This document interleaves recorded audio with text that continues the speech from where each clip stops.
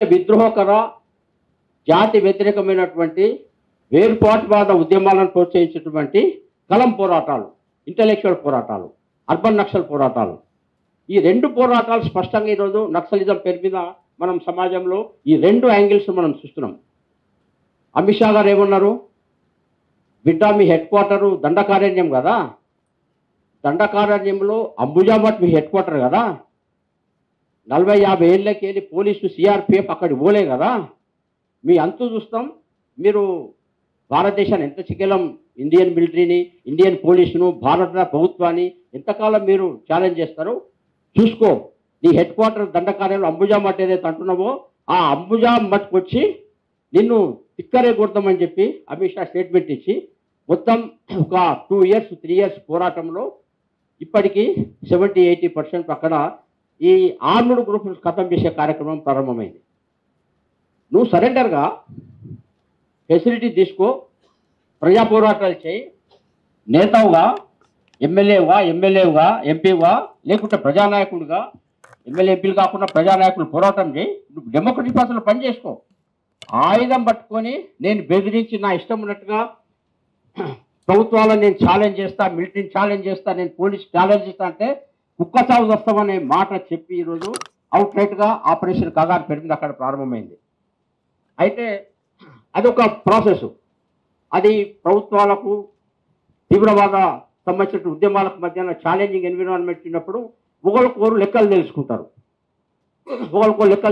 ఆ లెక్కలు తేల్చే పని అది కేంద్ర ప్రభుత్వాలు, రాష్ట్ర ప్రభుత్వాలు నక్సలే చేసుకుంటున్నాయి.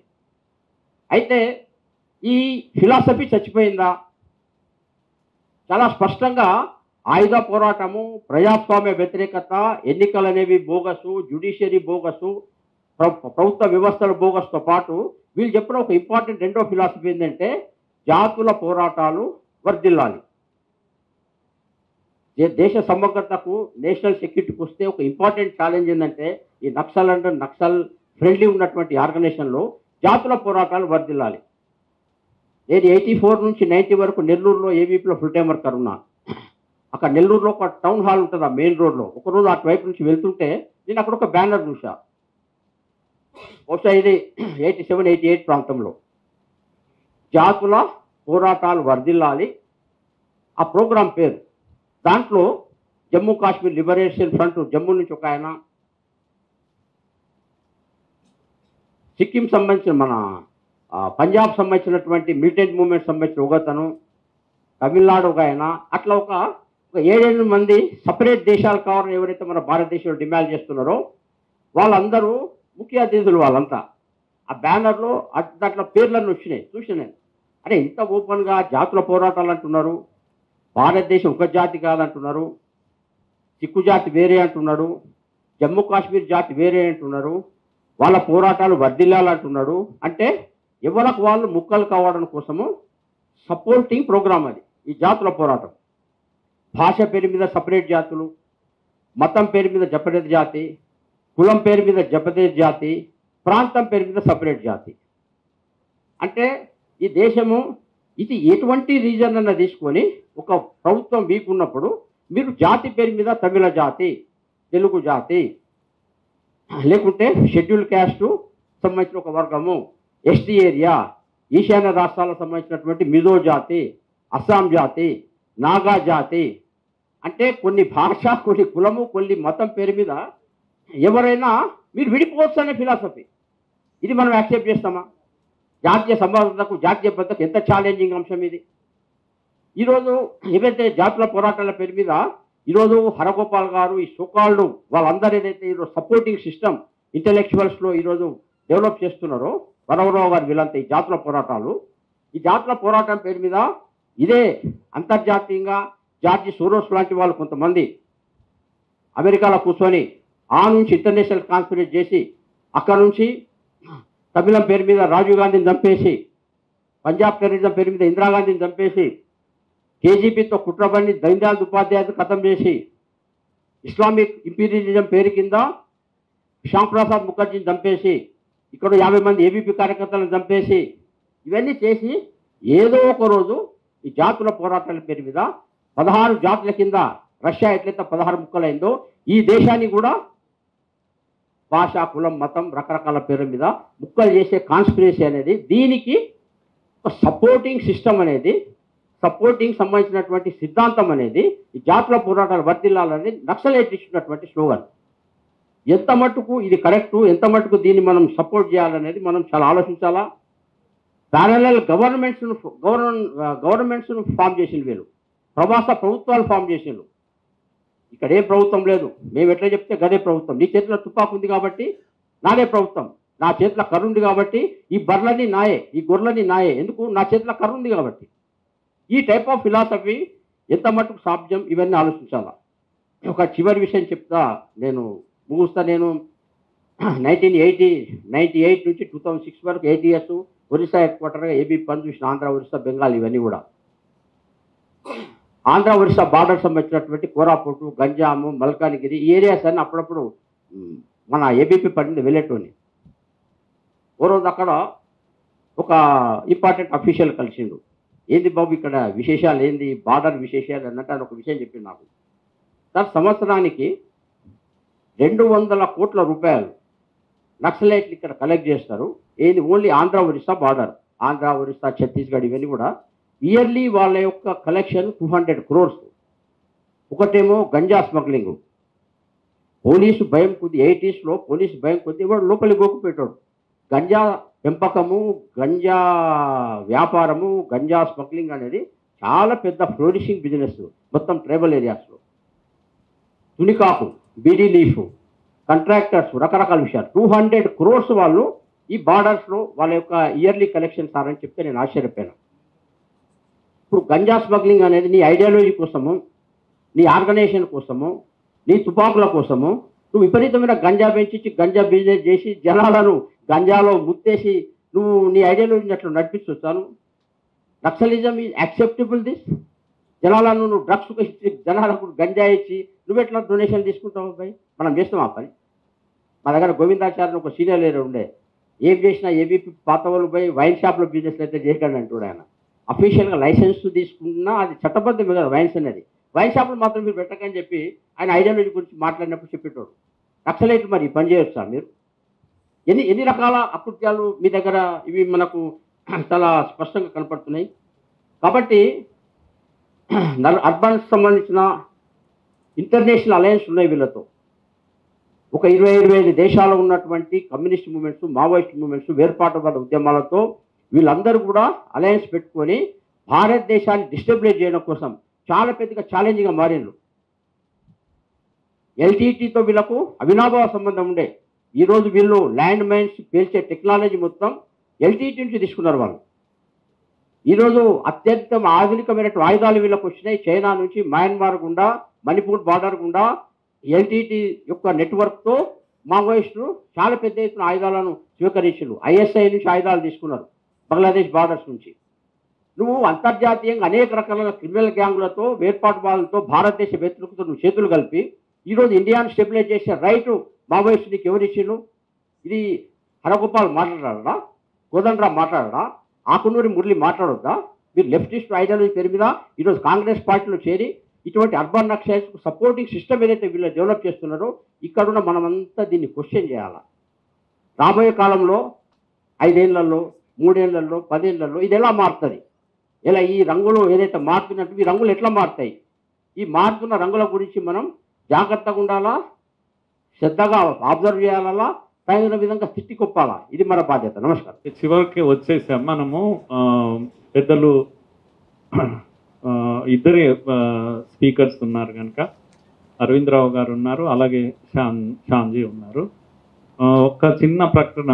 5, 7, 7, 8 వెహికల్ చాలాసేపటి నుంచి అడ్డంగా ఉంది, వెహికల్స్ వెళ్ళడం లేవు. అది తొలగిస్తే సరిపోతుంది. ఇప్పుడు సాయి తేజ ఒక చిన్న గీత్ ఉంటుంది. దీని తర్వాత అరవింద్ రావు గారు మాట్లాడతారు గీత్ తర్వాత. ఆ తర్వాత ఇక్కడ ఉన్న వాళ్ళం అందరం కూడా ఒక 15 minutes కొన్ని అభిప్రాయాలను, కొన్ని క్వశ్చన్స్ను రేజ్ చేద్దాం మనమంతా. ఉపన్యాసాలు కాదు, మళ్ళా వాటి ఆధారంగా చివరకు శ్యాంప్రసాద్జీ వారు ముగింపు ఉపన్యాసము కాదు, ముగింపు కామెంట్స్ ఉంటాయి. ఉపన్యాసం ఏం కాదు, అందరికీ డయాబెటీస్ ఉంటుంది కనుక భోజనం వెంటనే చేయాలి. ఇక్కడే భోజనం ఉంటుంది కనుక తొందరనే పూర్తి చేద్దాం. Yes, hi Teja.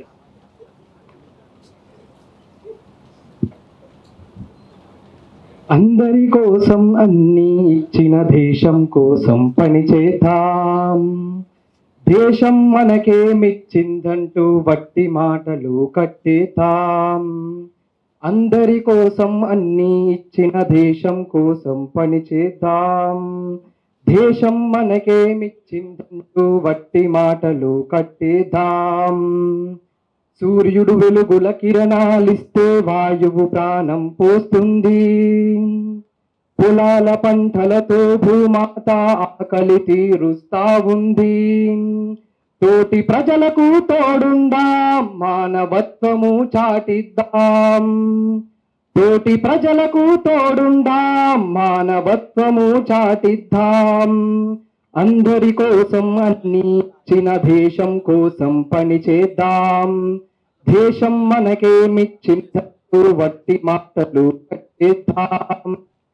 మారిన పోయే జనులందరికీ చెట్లు నీడనే ఇస్తాయి. వికసించే నవ పుష్పాలన్నీ సువాసనలు అందిస్తాయి.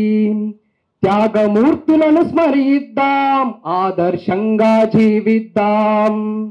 త్యాగమూర్తులను స్మరిద్దాం, ఆదర్శంగా జీవిద్దాం. అందరి కోసం అన్ని ఇచ్చిన దేశం కోసం పనిచేద్దాం. దేశం మనకేమిచ్చిందంటూ వట్టి మాటలు కట్టేద్దాం. వెనకబడిన మన అన్నదమ్ములను ప్రగతి పథమున నడిపించాలి.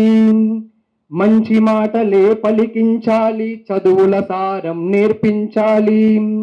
శ్రమించి దీపం వెలిగిద్దాం, ఉజ్వల కాంతిని నింపేద్దాం. శ్రమించి దీపం వెలిగిద్దాం, ఉజ్వల కాంతిని నింపేద్దాం. అందరి కోసం అన్ని ఇచ్చిన దేశం కోసం పనిచేద్దాం. దేశం మనకేమిచ్చిందంటూ వట్టి మాటలు కట్టేద్దాం. అందరి కోసం అన్ని ఇచ్చిన దేశం కోసం పనిచేద్దాం. దేశం మనకేమిచ్చిందంటూ వట్టి మాటలు కట్టేద్దాం. సభాధ్యక్షులు శ్రీ మురళీ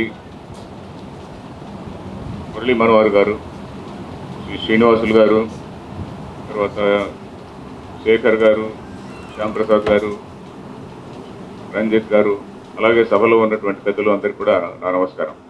ఎందుకు చేశానంటే సభలో ఇంతకుముందు మాట్లాడిన వాళ్ళు కొంతమంది కాఫ్ ఉన్నట్టుందండి, దగ్గు ఉన్నట్టుంది. నాకు కూడా కొంచెం గొంతు సెన్సిటివ్గా ఉంది, అందుకని గొంతు నస పెరగచ్చు అనే భయంతో వేసుకున్నాను. మొట్టమొదట మన మార్టిస్ మెమోరియల్ మీటింగ్ కాబట్టి ఈ ఉద్యమంలో బలి అయినటువంటి అనేక మంది ఆఫీసర్లు, పోలీస్ ఆఫీసర్లు కావచ్చు, ప్రజలు కావచ్చు, అనేక మంది అమాయకులు ఉన్నారు. వాళ్ళందరూ కూడా వేలాది మంది చనిపోయినారు. దేశం మొత్తం పైన తీసుకుంటే వేలాది మంది చనిపోయారు. అందరికి కూడా మనం శ్రద్ధాంజలి ఘటిద్దాం. మొట్టమొదటిగా నా శ్రద్ధాంజలి. ఇప్పుడు చాలామంది చాలా మంచి విషయాలు చెప్పారు. ముఖ్యంగా శేఖర్ రావు గారు నేను మర్చిపోయినటువంటి విషయాల్ని చాలా వాటిని గుర్తు చేశారు. ఏ విధంగా వీళ్ళలో ఈ సివిల్ లిబర్టీస్ వీళ్ళలో వాళ్ళ మధ్యలోనే కుల పోరాటాలు ఎలా వచ్చినాయి, అది ఏ విధంగా బలహీనపడింది అనేటువంటి విషయాన్ని నాకు ఇప్పుడు ఆయన చెప్తే మళ్ళీ గుర్తొచ్చింది. అప్పుడు కొత్తగా ఫ్రెష్గా నా మైండ్లో ఉండే సర్వీస్లో ఉన్నప్పుడు, కానీ ఇప్పుడు రిటైర్ అయిన తర్వాత చాలా విషయాలు మర్చిపోయాను.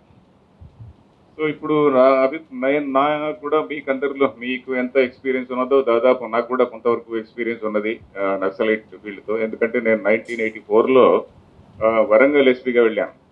1984 సమ్టైమ్ ఇన్ సెప్టెంబర్. అప్పటి నుంచి 87 జనవరి వరకు అక్కడ ఉన్నాను. సో అందుకని అక్కడ పీరియడ్ చాలా వెరీ క్రూషియల్ పీరియడ్. ఆ టైంలో కొంతమంది ఆర్ఎస్యూలో మన ఆర్ఈసీలో అక్కడ చదివినటువంటి వాళ్ళు కొంతమంది ఇక్కడ ఉండిండొచ్చు. సో అప్పుడు నేను మొట్టమొదటి చూసింది ఏంటంటే, అరే నక్సలిజం అనేటువంటిది ఫీల్డ్ లెవెల్లో కొంతమంది ఏదో తుపాకులు పట్టుకొని తిరుగుతున్నారు. మరి వాళ్ళు చూస్తుంటే వాళ్ళు చెప్పేటువంటి ఐడియాలజీ ఏమాత్రం అది రీజనబుల్గా లేదు. అంటే ఆ టైంకి 1966లో, ఇప్పుడు 66-67లో ఎప్పుడైతే అక్కడ నక్సల్బరీ ఉద్యమంలో చారు మజుందారు వీళ్ళందరూ కూడా స్టార్ట్ చేసినప్పుడు కొంతవరకు ఆ ఉద్యమానికి కొద్దిగా కొద్దిగా కారణం ఉన్నది. ఎందుకంటే అప్పటికి ఇంకా మనకు పెత్తందారి విధానం ఉండేది. కొంత గ్రామాల్లో ఇంకా చాలా పెద్ద పెద్ద ల్యాండ్ హోల్డింగ్స్ ఉండేవి. వందలాది ఎకరాలు, వేలాది ఎకరాలు ల్యాండ్ హోల్డింగ్స్ కూడా ఉండేవి. బట్ 70s లో మనకంతా కూడా ల్యాండ్ రెగ్యులేషన్స్ లాస్ వచ్చినాయి. ఇవన్నీ కూడా ల్యాండ్ సీలింగ్ చట్టాలు వచ్చాయి. దాని తర్వాత చాలా మంది వేలాది మంది భూములు కోల్పోయారు. Including famous people like PV Narasimha Rao garu, ఇట్లా వాళ్ళందరూ కూడా చాలా మంది, అనేక మంది భూములు కోల్పోయారు. నేను ఎస్పీ వరంగల్గా ఉన్నప్పుడు నాకు తెలిసి ఎవరు పెద్ద భూస్వామి ఎవరు లేరు. అంతకుముందు ఎప్పుడో ఉండేవాళ్ళు. అని అప్పటికి కూడా చిన్న చిన్న సమస్యలన్నీ కూడా వారు చెప్పినట్టుగా తునికాపు సమస్య, ఇంకేదో యారక్ సమస్య, యారక్ రేటు తగ్గించాలి అనేది ఒక పెద్ద ఉద్యమం అప్పుడు వాళ్ళకి. సో ఈ విధంగా ఉద్యమాలు చేస్తూ ఉండేవాళ్ళు. బట్ వీళ్ళకు సహాయంగా ఇప్పుడు ఎవరైతే మనం అర్బన్ నక్సల్స్ అని అంటున్నామో, ఇది కొత్త పదం. అది పదం కొత్తదేనండి, but idea is very very old. ఎందుకంటే నేను కూడా అప్పుడు ఎందుకు వీళ్ళందరూ కూడా చదువుకున్న వాళ్ళు కదా, అప్పుడు నా దగ్గర బాలగోపాల్ గారు వీళ్ళందరూ కూడా వచ్చేవాళ్ళు. వీళ్ళందరూ బాగా చదువుకున్న వాళ్ళు కదా, వీళ్ళందరూ ఎందుకు దీనిలో ఉన్నారని చెప్పని నేను ఆలోచించేవాడిని. తర్వాత చంద్ర పుల్లారెడ్డి గారి రచనలు అని 2 వాల్యూమ్లు ఉండే. అప్పుడు నేను నక్సలైట్ లిటరేచర్ కూడా బాగా చదివేవాడిని. లిటరేచర్ చదివేటప్పుడు చంద్ర పుల్లారెడ్డి రచనలు, అది వాల్యూమ్ 1 or 2 దేనిలోనో, మనము కొన్ని ఫ్రంట్ ఆర్గనైజేషన్స్ నిర్మించుకోవాలి, అడ్వకేట్స్లో ఫ్రంట్ ఆర్గనైజేషన్స్ నిర్మించుకోవాలి, మనం అలాగే మేధావుల్లో ఫ్రంట్ ఆర్గనైజేషన్స్ నిర్మించుకోవాలి అని ఆయన చాలా ప్రణాళిక రాశాడు అనమాట. సో దాని ప్రకారం వాళ్ళు చాలా పకడ్బందీగా వీటిని నిర్మించుకున్నారనేది అప్పుడు నాకు అర్థమైంది. దాని తర్వాత ఇంకోటి ఏంటి, అంతేకాకుండా ప్రజల్లో అనేక వర్గాల్లో స్టూడెంట్లు కావచ్చు, మహిళలు కావచ్చు, కార్మికులు కావచ్చు, ఇంకెక్కడో బీడీ కార్మికులు కావచ్చు, రకరకాలైనటువంటి ఫీల్డ్స్లో, అన్ని ఫీల్డ్స్లో కూడా వాళ్ళు వాళ్ళ కోర్ కమిటీ ఒకటి ఉండాలి. కోర్ మెంబర్స్ కొద్దిమంది ఉంటారు. వాళ్ళు మిగతా వాళ్ళందరినీ కూడా ప్రభావితం చేస్తుంటారు. అలాగే ఈ సివిల్ లిబర్టీస్ కూడా అంతే. సివిల్ లిబర్టీస్లో కూడా అందరూ కూడా నక్సలైట్ భావాలతో చేరినటువంటి వాళ్ళు కాదు. వీళ్ళు ఏదో చాలా మంచి పని చేస్తున్నారు. ఇంతకుముందు జయప్రకాష్ గారు హై మారల్ గ్రౌండ్ అనే మాట అన్నాడు. చాలా కరెక్ట్ పదం అది. ఎందుకంటే వాళ్ళు ఎప్పుడు కూడా మేము చాలా నైతికంగా ఉన్నాము, ప్రభుత్వం అనైతికంగా ఉన్నది, మీరు అనైతికంగా ఉన్నారు అని మనకు ఒక గిల్ట్ ఫీలింగ్ వచ్చేట్టుగా మన పైన అట్రిబ్యూట్ చేస్తున్నారు అనమాట. ఈ గిల్ట్ కాంప్లెక్స్ అనేది మనకు పోలీసుల్లో వస్తుంది, బ్యూరోక్రాట్స్లో వస్తుంది. మా సమస్య ఏంటంటే, మేము ఎస్పీలుగా ఉన్నప్పుడు మా సమస్య ఏంటంటే, చాలా మంది సీనియర్ ఆఫీసర్లకి ఈ భావన ఉండేదండి. మా పోలీసులోనే ఉండేది. లీవలోన్ ఐఏఎస్ వాళ్ళకి తప్పకుండా ఈ పోలీసులందరూ కూడా దుర్మార్గులు, వీళ్ళందరూ కూడా హంతకులు అనేటువంటి భావనలో కొంతమంది ఉండేవాళ్ళు. బట్ మా పోలీసులోనే కొంతమందికి అరే ఇది లేదో పాపం మంచి పని చేస్తున్నారు కదా అనేటువంటి భావన ఉండేది. ఎందుకంటే అవగాహన లేక, వీళ్ళు చేస్తున్నది ఏంటి, వీళ్ళకి సిద్ధాంతం ఏమైనా ఉందా, వీళ్ళు వెనకలు ఎవరున్నారు. తర్వాత ఇంకా మెల్లిమెల్లిగా అప్పుడు చంద్రపుర 1984-85 ఆ టైంలో చాలా స్ప్లింటర్ గ్రూప్స్ చాలా ఉండేవి గ్రూప్స్.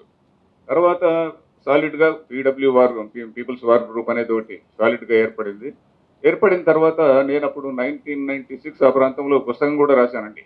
నక్సలైట్ టెర్రరిజం అని ఆ కాలంలో పుస్తకం రాశాం. Naxalite terrorism, social and legal issues అని చెప్పని ఆ టెర్రరిజంను చాలా అప్పుడు సీరియస్గా స్టడీ చేసి, ప్రపంచవ్యాప్తంగా టెర్రరిజం ఎలా ఉంది, ఎందుకు కానీ దీని కారణాలు ఏంటి అని చెప్పని స్టడీ చేసి ఒకటి రాశాను. ఆ పుస్తకాన్ని మేము అప్పుడు ఏదో సర్వీస్లో ఉంటుంది కాబట్టి కొన్ని ఫండ్స్ మా గవర్నమెంట్ ఫండ్స్తోనే కొన్ని ఫ్రీగా కొంతమందికి ప్రతి జిల్లాలోనూ కూడా జిల్లా అఫీషియల్స్, సీనియర్ అఫీషియల్స్ అందరికీ చేరేట్టుగా, అలాగే సీనియర్ జర్నలిస్టులందరికీ, అప్పటికి ఇంకా ఈ మీడియా మిగతా రకరకాలైన మీడియాలు రాలేదు, ఓన్లీ హిందూ, ఎక్స్ప్రెస్ ఇలాంటివి ఉండేవి. ఆ మీడియా వాళ్ళందరికీ చేరేట్టుగా అప్పుడు వాళ్ళందరికీ కూడా డిస్ట్రిబ్యూట్ చేయించామన్నమాట. దాంతో కొద్దిగా ఇంపాక్ట్ వచ్చింది. అట్లాగే జడ్జిలకు కూడా ఇచ్చామండి. ఎందుకంటే జ్యుడిషియరీకి కూడా అవగాహన ఉండాలి. జ్యుడిషియరీ కూడా వాళ్ళు కూడా వీళ్ళేదో చాలా మంచి వాళ్ళు, పోలీసులందరూ దొంగలు లేకుంటే హంతకులు అని చెప్పిన వాళ్ళు అనుకుంటే మనం సొసైటీ మునిగిపోతుంది. సో అందుకని జ్యుడిషియరీకి కూడా వాళ్ళందరికీ కూడా ఇచ్చాము. సో కొంత దానివల్ల ఇంపాక్ట్ వచ్చింది. సో నెరేటివ్ బిల్డింగ్ అనేది అప్పటి నుంచి ఉందండి. ఈ అర్బన్ నక్సల్స్ అనేటువంటిది ఈ మధ్య వివేక్ అగ్నిహోత్రి గారి పుస్తకం రిలీజ్ అప్పుడు నేను కూడా ఉన్నాను ఇక్కడ. ఆయన టర్మ్ క్రియేట్ చేశాడు. కానీ ఈ భావన, ఈ ఐడియా ఏదైతే ఉన్నదో వీళ్ళందరూ కూడా ఇప్పుడు ఎవరైతే ఈ సివిల్ లిబర్టీస్ కావచ్చు, అడ్వకేట్స్ కావచ్చు, వీళ్ళందరూ కూడా వాళ్ళ కోర్ గ్రూప్, వాళ్ళందరిలో కూడా అందరూ అలాంటి వాళ్ళని నేను అనడం లేదు. కొంతమంది వాళ్ళు నిజంగా అమాయకంగా చేరినటువంటి వాళ్ళు ఉన్నారు. ఉదాహరణకి ఇప్పుడు ఇందాక ఆయన బాలగోపాల్ పేరు చెప్పారు. చాలా అమాయకంగా చేరినటువంటి వాడు. రాళ్లపల్లి అనంతకృష్ణ శర్మ గారి మనవడు, చాలా గొప్ప ఫ్యామిలీ నుంచి వచ్చినటువంటి వాడు, ఏం నయా పైసా సంపాదించుకోలే, చాలా సింపుల్గా ఉన్నటువంటి వాడు. మిగతా వాళ్ళు ఆయన చెప్పినట్టుగా చాలా మంది సంపాదించుకుని ఉండొచ్చు. ఎందుకంటే ఆయన లెక్క ప్రకారం 200 కోట్లు ఎంతో వాళ్ళు చేసుకుంటే ఈ సంపాదన గురించి నాకు కూడా తెలుసండి. ఎందుకంటే 2004లో నక్సలైట్లతో టాక్స్ అని చెప్పని జరిగింది కదా. నేను అప్పుడే అడిషనల్ డీజీ ఇంటెలిజెన్స్ అని ఛార్జ్ తీసుకున్నాను. ఛార్జ్ తీసుకున్నప్పుడు అప్పుడు ఎవరెవరు ఎంతెంత డబ్బులు ఇస్తున్నారు అనేటువంటిది తెలిసింది. పెద్ద పెద్ద హాస్పిటల్స్ వాళ్ళు, చాలా పెద్ద పెద్ద పేర్లు, ఆ పేర్లు నేను ఇప్పుడు చెప్పను. సో వాళ్ళు ఒక డాక్టర్ అయితే ఒక పెద్ద ఒక ఇన్స్టిట్యూషన్ అప్పుడు ₹1,00,00,000 కూడా ఇచ్చారు వాళ్ళకి. వీళ్ళందరూ కూడా ఇంకా అక్కడ వైజాగ్ ఇక్కడంతా వెళ్ళి అక్కడ ఉన్నటువంటి ఎస్ఆర్ గ్రూప్ వీళ్ళందరితో కూడా లక్షలు సంపాదించుకొని వచ్చేవాళ్ళు. అవన్నీ తీసుకొని వచ్చి ఎక్కడ పెట్టాలి ఇప్పుడు? ఎక్కడో ఒక చోట సేఫ్ పీపుల్. ఇప్పుడు అడ్వకేట్స్ ఇట్లాంటి వాళ్ళు అయితే చాలా సేఫ్ పీపుల్ కదా, వాళ్ళని ఎవరు టచ్ చేయరు.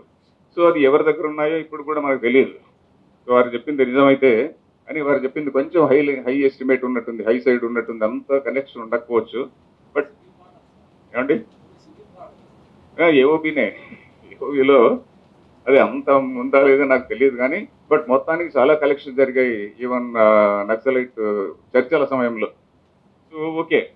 సో సరిగా coming back to this thing, అప్పుడంటే ప్రభుత్వాల స్థాయిలో ఆ చర్చలు జరిగాయి చూడండి. అప్పుడు కూడా నాకు అనిపించింది ఏంటంటే, వాళ్ళు చర్చల స్థాయిలో వాళ్ళు ఏం చేశారు, ఆ సమస్యను ప్రభుత్వానికిను నక్సలైట్లకి చర్చ అని చెప్పని ఇది ఒక ఇంటర్నేషనల్ లెవెల్లో దాన్ని తీసుకెళ్ళడానికి ప్రయత్నం చేశారండి. వాళ్ళు ఏంటి పీస్ అగ్రిమెంట్ అని రాసుకోవడం కానీ, పీస్ ఒడంబడికలో మనం చేయాల్సినటువంటి ప్రభుత్వం బాధ్యతలు ఏంటి, వీళ్ళు ఎలా ఉండాలి, ఇవన్నీ కూడా వాళ్ళు ఎలా స్టడీ చేశారంటే, అక్కడ ఇన్సర్జెన్సీ గ్రూప్స్ ఉన్నాయి చూడండి, అక్కడిక్కడ నార్త్ ఈస్ట్లో ఇన్సర్జెన్సీ గ్రూప్స్ ఉన్నాయి కదా, వాళ్ళ నుంచి మోడల్స్ తీసుకొని ఒకవేళ ఏ ప్రభుత్వం పూర్తిగా చేతులు కట్టేసే విధంగా ఒడంబడికలు ఇవన్నీ కూడా తయారు చేశారు.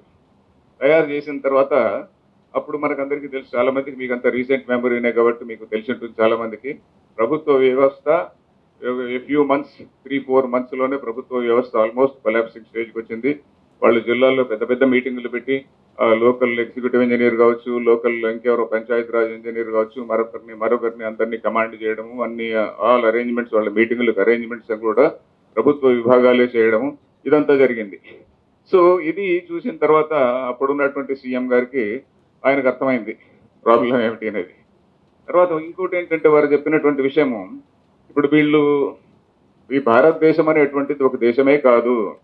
నాకు మొట్టమొదటిగా వాళ్ళ వ్యూహ అదేంటి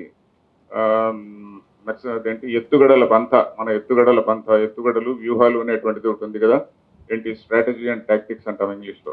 సో దాన్ని చదివినప్పుడు నాకు చూస్తే భారతదేశం అనేటువంటిది it was never A country, 56 దేశాల యొక్క సమూహము అని చదివితే నాకు ఆశ్చర్యమైంది. ఏంట్రా భారతదేశము ఒక కంట్రీ కాకపోవడం ఏంటి? మన చిన్నప్పటి నుంచి మనం ఇంట్లో ఎవరో పెద్దవాళ్ళు పూజ చేసుకుంటున్నప్పుడు గంగే యమునే చైవ గోదావరి సరస్వతి అని చెప్పుకుంటున్నారు, ఇంకేదో ఎక్కడెక్కడ నదుల్లో అన్ని గురించి చెప్పుకుంటున్నారు. తర్వాత అంగవంగ కళింగ కాశ్మీర కాంబోజ ఇవన్నీ కూడా ఒకే దేశంలో ఉన్నటువంటి భాగాలే. సంస్కృతి భాషలు వేరు ఉండొచ్చు. ఇక్కడ ఎక్కడో శంకరాచార్యులు, ఆయన ఎక్కడో కేరళలో పుట్టినటువంటి శంకరాచార్యుడు దేశమంతా తిరిగి కాశ్మీర్ కూడా వెళ్ళి ఏ భాషలో మాట్లాడినాడు ఆయన? 300 years క్రితం వరకు సంస్కృతం వాజ్ ద లింక్ లాంగ్వేజ్. మనం చాలా మందికి తెలియదండి, Sanskrit was the link language till about 300 years ago. ఇవన్నీ కూడా మనకు తెలియదు. తెలిస్తే అరే మనం ఎంత మార్పు వచ్చింది మన సమాజంలో అనేది మనకు అర్థమవుతుంది. సో ఆ విధంగా 56 దేశాల కింద విడిపోవాలి అని వీళ్ళంటే అదొక విచిత్రమైన వాదన. బట్ వారు ఇంకోటి ముఖ్యమైన విషయం చెప్పారు, ప్రజల్లో వాళ్ళకు సపోర్టు లేదు అనే విషయం చెప్పారు. But at the same time ఆయన ఇంకోటి కూడా ఏమన్నారంటే, వీళ్ళలో ఇంకా పట్టుదల పోలేదు అంటున్నాడు. ఏమిటి, మేమేదో ప్రభుత్వాన్ని మారుస్తాము, తుపాకీ గొట్టం ద్వారా మేము రాజ్యాన్ని సాధిస్తాము అనేటువంటి భావన ఇంకా పోవడం లేదు అని. అది వాళ్ళు నిజంగా నమ్ముతున్నారని నేను అనుకోవడం లేదండి. ఎందుకంటే వాళ్ళందరూ కూడా ఇప్పుడు వారు అబూజ్ మార్ట్ గురించి చెప్పారు. ఛత్తీస్గఢ్లో అబూజ్ మార్ట్ అని ఒక ఏరియా ఉంది. బ్రిటిష్ వాళ్ళు మన దేశాన్ని పాలించినప్పుడు వాళ్ళు ఎవ్రీ కార్నర్ ఆఫ్ ఇండియా దాన్ని ఇది చేశారు, సర్వే ఆఫ్ ఇండియా మ్యాప్స్ వాళ్ళు బ్రిటిష్ వాళ్ళు తయారు చేశారు, except for that Abujh mart. Abujh mart was so complicated, so dense, such a dense forest. ఆ డెన్స్ ఫారెస్ట్ను వాళ్ళు సంభవ్ దాన్ని ఏదో వదిలేశారు. అబూజ్ మార్ట్ అంటేనే అన్నోన్ ఏరియా అని, అబూజ్ అంటేనే తెలియనటువంటి అన్నోన్ అని, అబూజ్ మార్ట్ అంటే సమ్ అన్నోన్ ఏరియా అనేటువంటి పేరుతో అట్లా వదిలేశారు. అది కొన్ని వేల కిలోమీటర్ల area, square kilometres area. So దానిలో ఇప్పుడు ఏంటంటే గవర్నమెంట్ అడ్మినిస్ట్రేషన్ పోలేదు. అక్కడ ఉన్నటువంటి ప్రజలు కూడా పాపం క్యాప్టివ్ పీపుల్ అన్నమాట. క్యాప్టివ్ పీపుల్ అంటే ఎవడో వచ్చి తుపాకీ పట్టుకొని వచ్చినప్పుడు వాడు వచ్చి బెదిరిస్తే వాడికి అన్నం పెట్టాలి, బెదిరించకపోయినా తుపాకీ పట్టుకొని వచ్చిన వాడికి అన్నం పెట్టాలి. సో ఆ విధంగా ప్రజలు కొంచెం ఆ ఏరియాల్లో కొంచెం క్యాప్టివ్గా ఉన్నారు, అంతేగాని ప్రజల్లో వాళ్ళ పట్ల ఒక సింపతి ఉందని కూడా నేనేం భావించడం లేదు. వారు చెప్పింది కరెక్ట్. ఇక్కడ తెలంగాణలో ఇప్పుడు ప్రస్తుత పరిస్థితి ఎలా ఉందో కొంతమంది చెప్పింటే బాగుండేది, వారు చెప్పింటే బాగుండేది. ఎందుకంటే అప్పటి పరిస్థితి వారు చెప్పారు. ఇప్పుడు ఎలా ఉన్నది, ఇప్పుడేమన్నా ఉన్నదా? ఇప్పుడేమున్నట్టు లేదు, ఉంటే చెప్పిండేవారు వారే. సో ఆ విధంగా దేశమంతా విడిపోవాలి అనేటువంటి భావన వాళ్ళలో ఉందండి. బట్ ఇంకొక ముఖ్యమైనటువంటి విషయం మనం ఏం మర్చిపోతున్నామంటే, దీని వెనకల ఒట్టి పీపుల్స్ వార్ గ్రూపో లేక మావోయిస్ట్ గ్రూప్ ఒకటేనా, ఇంటర్నేషనల్ ఆర్గనైజేషన్స్ ఏమున్నాయి అనేటువంటిది మనం ఎప్పుడూ ఆలోచించలే. పీపుల్స్ దీన్ని కూడా మేము చాలా ఏండ్లు రిపోర్టులు రాసుకుంటూ వచ్చినాం ఢిల్లీకి. ఏమనంటే, అయ్యా మీరందరూ దీన్ని ఏదో లా అండ్ ఆర్డర్ ప్రాబ్లం చాలాసార్లు ఈ ఢిల్లీలో మీటింగ్లు జరిగినప్పుడంతా it is law and order problem of the state అనేవాళ్ళు. లా అండ్ ఆర్డర్ ప్రాబ్లం అని చెప్పి మనకు వదిలేసేవాళ్ళు. లా అండ్ ఆర్డర్ ప్రాబ్లం కాదండి, it is an internal security problem for the country అని వాళ్ళకు ఒప్పించడానికి మాకు తలప్రాణం తోక వచ్చింది. వాళ్ళు కొన్ని ఏళ్ళు కష్టం రాసి వాళ్ళందరికీ అర్థమయ్యేట్టు చెప్తే, ఇంటెలిజెన్స్ బ్యూరో అని ఒకటి ఉంటుంది, ఆ బ్యూరో వాళ్ళకందరికీ అర్థమయ్యేట్టు చెప్తే అప్పుడు వాళ్ళ బుర్రకు ఎక్కింది, అరే ఇది ఇంటర్నల్ సెక్యూరిటీ ప్రాబ్లం. ఎందుకంటే ఎనీ ఎక్స్టర్నల్ ఫోర్స్ దీన్ని అడ్వాంటేజ్ కింద తీసుకొని మన సమాజంలో ఎప్పుడూ కొన్ని గ్రూప్స్ కొట్లాడుకుంటూ ఉండేట్టు చేయొచ్చు. For ever all the security forces will be totally engaged in maintaining law and order. అంటే ఎంత గవర్నమెంట్ కొన్ని వేల కోట్లు, ఫర్ ఎగ్జాంపుల్ ఎమ్మెల్యేనో ఎంపీనో ప్రొటెక్ట్ చేయాలంటే ఆయనకు సెక్యూరిటీ ఉండాలి. ఇప్పుడు నా వెంబడి సెక్యూరిటీ ఎందుకు ఇచ్చారంటే, నేను చాలా ఏండ్లు అక్కడ నక్సలైట్ ఫీల్డ్లో పనిచేశాను కాబట్టి ఇప్పుడు కూడా నాకు ఏదో ఇచ్చారు. సో ఆ విధంగా ఎమ్మెల్యేను వీళ్ళందరికీ కూడా వాళ్ళకి సెక్యూరిటీ ఇవ్వాలి. సో దీనికంతటికి ఎంత పబ్లిక్, ఇదంతా డబ్బులంతా ఎవరివంటి పబ్లిక్ మనీనే కదా. సో ఈ విధంగా రిసోర్సెస్ అన్ని కూడా ప్రభుత్వానికి ఉన్నటువంటి రిసోర్సెస్ అన్నిటిని కూడా ఎక్కడికక్కడ కట్ చేసుకుంటూ పోతే ఎక్కడెక్కడ ప్రాబ్లమ్స్ చేస్తుంటే then the country will be దాని ప్రోగ్రెస్ లేకుండా అలా పడి ఉంటుంది. అది వీళ్ళ వ్యూహాలు అన్నమాట. దీని వెనకలు ఎవరు ఉన్నారు అంటే, మన ఇంటెలిజెన్స్ బ్యూరో వాళ్ళు కానీ ఇప్పటి వరకు ఖచ్చితమైన ఆన్సర్లు ఇవ్వలేదు, కానీ మనకు చాలా ఇండికేషన్స్ మనకు ఉన్నాయి. ఇప్పుడు యూకే, బ్రిటన్ ఉంది కదా, బ్రిటన్ ఇప్పుడు చాలా వాళ్ళు కూడా చాలా దిగజారి అంటే వాళ్ళు కూడా ఆర్థికంగా దిగజారిపోతున్నారు. వాళ్ళ బ్రిటన్లో ఒక సివిల్ వార్ కూడా వచ్చే పరిస్థితిలో ఉందండి.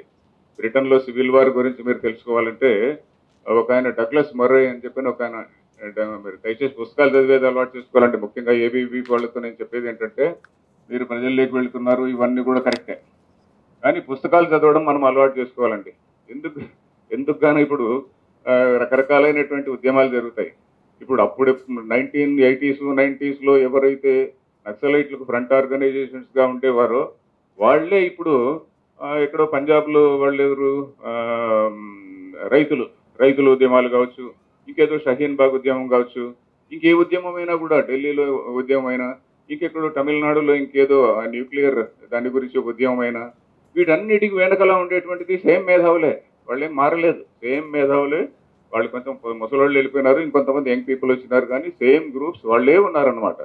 సో దీని అర్థం ఏంటి, వీళ్ళ వెనుకల చాలా ఆర్గనైజేషన్స్ ఉన్నాయి. నాట్ ఓన్లీ యూకే, MI6 అని అంటున్నాము, ఇప్పుడు CIA అనేటువంటిది మన ఎవరు ట్రంప్ గారు ఆయన బాహాటంగా వెల్లడించాడు. ఎందుకంటే CIA చేస్తున్నటువంటి పనుల్లో US ఎయిడ్ అనేటువంటి దాని గురించి మీరు వినుంటారు, అని మీరందరూ చదివి ఉంటారు కూడా. ఈ మధ్యనే పేపర్లో చాలా వీడియోలు కూడా వచ్చాయి. ఇప్పుడు మనకు సోషల్ మీడియా రావడం వల్ల మనకు చాలా నాలెడ్జ్ పెరుగుతుంది. In fact social media, I think it is one of the great gifts అని నేను అనుకుంటా. ఎందుకంటే మనకు చాలా విషయాలు తెలిసి ఉండేవి కాదు. మన చరిత్రలో మనం ఎంత మోసపోయాము, చరిత్రను మనం ఎంత వక్రీకరించారు మన నాయకులు అనేటువంటిది తెలియదు, ఎవరికి తెలియదు. అది కనీసం సోషల్ మీడియా వచ్చిన తర్వాత కొన్ని ఫాల్స్ ఇవి ఉండొచ్చు, ఆ ఫాల్స్ వాటిని మనం జాగ్రత్తగా పరిశీలించాలి. But at the same time కొన్ని అన్డినయబుల్ ట్రూత్స్ కొన్ని వస్తున్నాయి. అన్డినయబుల్, చాలా రెస్పెక్టబుల్ పీపుల్, చాలా రెస్పెక్టబుల్ రీసెర్చ్ చేసి, ఇదిగో ఫలానా బుక్లో ఫలానా పేజీలో ఇది ఉంది అని చెప్పని రాసి చాలా క్లియర్గా వాళ్ళు చెప్తున్నారు. కాబట్టి సోషల్ మీడియాను నేను నా దృష్టిలో it is one of the gifts from God అని నేను అనుకుంటా. సో ఇట్లా దీని వెనకలంతా ఎవరున్నారు అంటే, మన ట్రంప్ గారు చెప్పినట్టుగా USA జార్జ్ సోరోస్ పేరు కూడా చెప్పారు వారు. జార్జ్ సోరోస్ తర్వాత ఇవన్నీ ఓపెన్ అదేం ఆర్గనైజేషన్ అంటే ఓపెన్ సొసైటీ ఆర్గనైజేషన్ అనేటువంటిది, దానికి అనుబంధంగా ఉన్నటువంటి సంస్థలు మన దేశంలో కొన్ని ఏ విధంగా ఎన్నో $1 మిలియన్ వాళ్ళు ఎవ్రీ ఇయర్ తీసుకుంటూ వాళ్ళు దేశ విచ్ఛిన్నకర కార్యక్రమాల్లో ఉండాలి అని వాటిని అన్నింటినీ సపోర్ట్ చేయాలి. దేశ విచ్ఛిన్నకరమైన కార్యక్రమాలను అన్నింటినీ సపోర్ట్ చేయడం అనేటువంటిది it is the policy of the CAA. It is very unfortunate. మరి బైడెన్ కాదండి, ట్రంప్ గారు చేసిన పని ఆ దేశానికి మంచిదో కాదో నేను చెప్పలేను. ఎందుకంటే ఆయన మనకు మంచి చేశాడు, మన దేశానికి మంచి చేశాడు. కానీ ప్రతి దేశానికి కూడా ఇప్పుడు ఒక విలేజ్లో ఒక ల్యాండ్ లార్డ్ ఎలా ఉంటాడండి, విలేజ్లో ల్యాండ్ లార్డ్ మిగతా వాళ్ళందరికీ పొలాలు పెట్టి వీడికి అందరినీ తప్పులు వాడిని అణిచిపెట్టి ఉంటే తప్ప వాడు లీడర్గా ఉండలేడు. సో అమెరికా ఇన్నాళ్ళు అదే పని చేసింది. ఇప్పుడు మన ట్రంప్ గారు ఏం చేస్తున్నారు, ఆ ఆర్గనైజేషన్ ఏదైతే డర్టీ ట్రిక్స్ డిపార్ట్మెంట్ ఉందో ఆ డర్టీ ట్రిక్స్ డిపార్ట్మెంట్ ఆయన ఎక్స్పోజ్ చేసి వీళ్ళందరూ కూడా చాలా వేస్ట్ఫుల్ ఎక్స్పెండిచర్ చేశారు, ఈ దేశంలో ఇంత ఖర్చు పెట్టారు, ఇలా చేశారు అలా చేశారని ఆయన తన వాళ్ళనే ఎక్స్పోజ్ చేసుకున్నాడు. అది ఆ దేశం వాళ్ళు కొంతమంది తిడుతున్నారు అనుకోండి, బట్ మనకు మాత్రం మంచి చేశాడు. ఎందుకంటే చాలా మందికి ఇప్పుడు మనకి సోకాళ్ళు మేధావులకు అందరికీ డబ్బులు ఎక్కడి నుంచి వస్తున్నది, వీళ్ళందరికీ సపోర్ట్ ఎక్కడి నుంచి వస్తున్నది, మేధావులు కావచ్చు. మన దేశం నుంచి కూడా కొంతమంది రాజకీయ నాయకులు వెళ్ళి అరే మా దేశంలో డెమోక్రసీ లేదండి, డెమోక్రసీ స్థాపించాలి అని చెప్పిన మన రాజకీయ నాయకులు కూడా వెళ్ళి వాళ్ళను ప్రార్థించింది మనకు తెలుసు కదా. సో ఇవన్నీ చూస్తుంటే వీళ్ళందరికీ సపోర్ట్ ఎక్కడి నుంచి వస్తున్నది, intelligence organisations of other countries. ప్రతి దేశంలో కూడా ఒక ఇంటెలిజెన్స్ ఆర్గనైజేషన్ అనేది ఇట్లాంటి పిచ్చి పనులు చేయడానికి ఉంటుంది. మన వాళ్ళకి అంత కెపాసిటీ ఉందో లేదో నేను చెప్పలేను, కానీ వేరే ఈ ఎక్స్టర్నల్ దేశాలకు మాత్రం తప్పకుండా ఉందండి.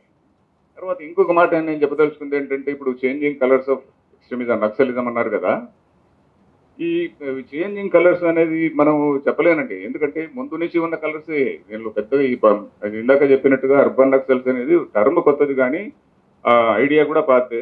నెరేటివ్ అనేది కూడా వార్ ఆఫ్ నెరేటివ్స్ అని వారు అన్నారు. నెరేటివ్ అనే పదం కొత్తగా వచ్చింది, కానీ ఆ ఫీల్డ్లో జరిగిన విషయం అదే. ఎందుకంటే నక్సలైట్లు కూడా వాళ్ళు ఏం చేసేవాళ్ళు, ఒక విలేజ్కి వెళ్ళినప్పుడు వీళ్ళు ఎవరో వీళ్ళు ఉంటారు చూడండి, ఓపెన్ ఆర్గనైజేషన్స్ ఉంటారు కదా, అండర్ గ్రౌండ్ రోడ్ వెళ్ళడు, ఓపెన్ ఆర్గనైజేషన్స్ వాళ్ళు వెళ్ళి ఒక గ్రామంలో సాంఘిక ఆర్థిక పరిస్థితి అని చెప్పని ఒక రిపోర్ట్ తయారు చేసేవాళ్ళు.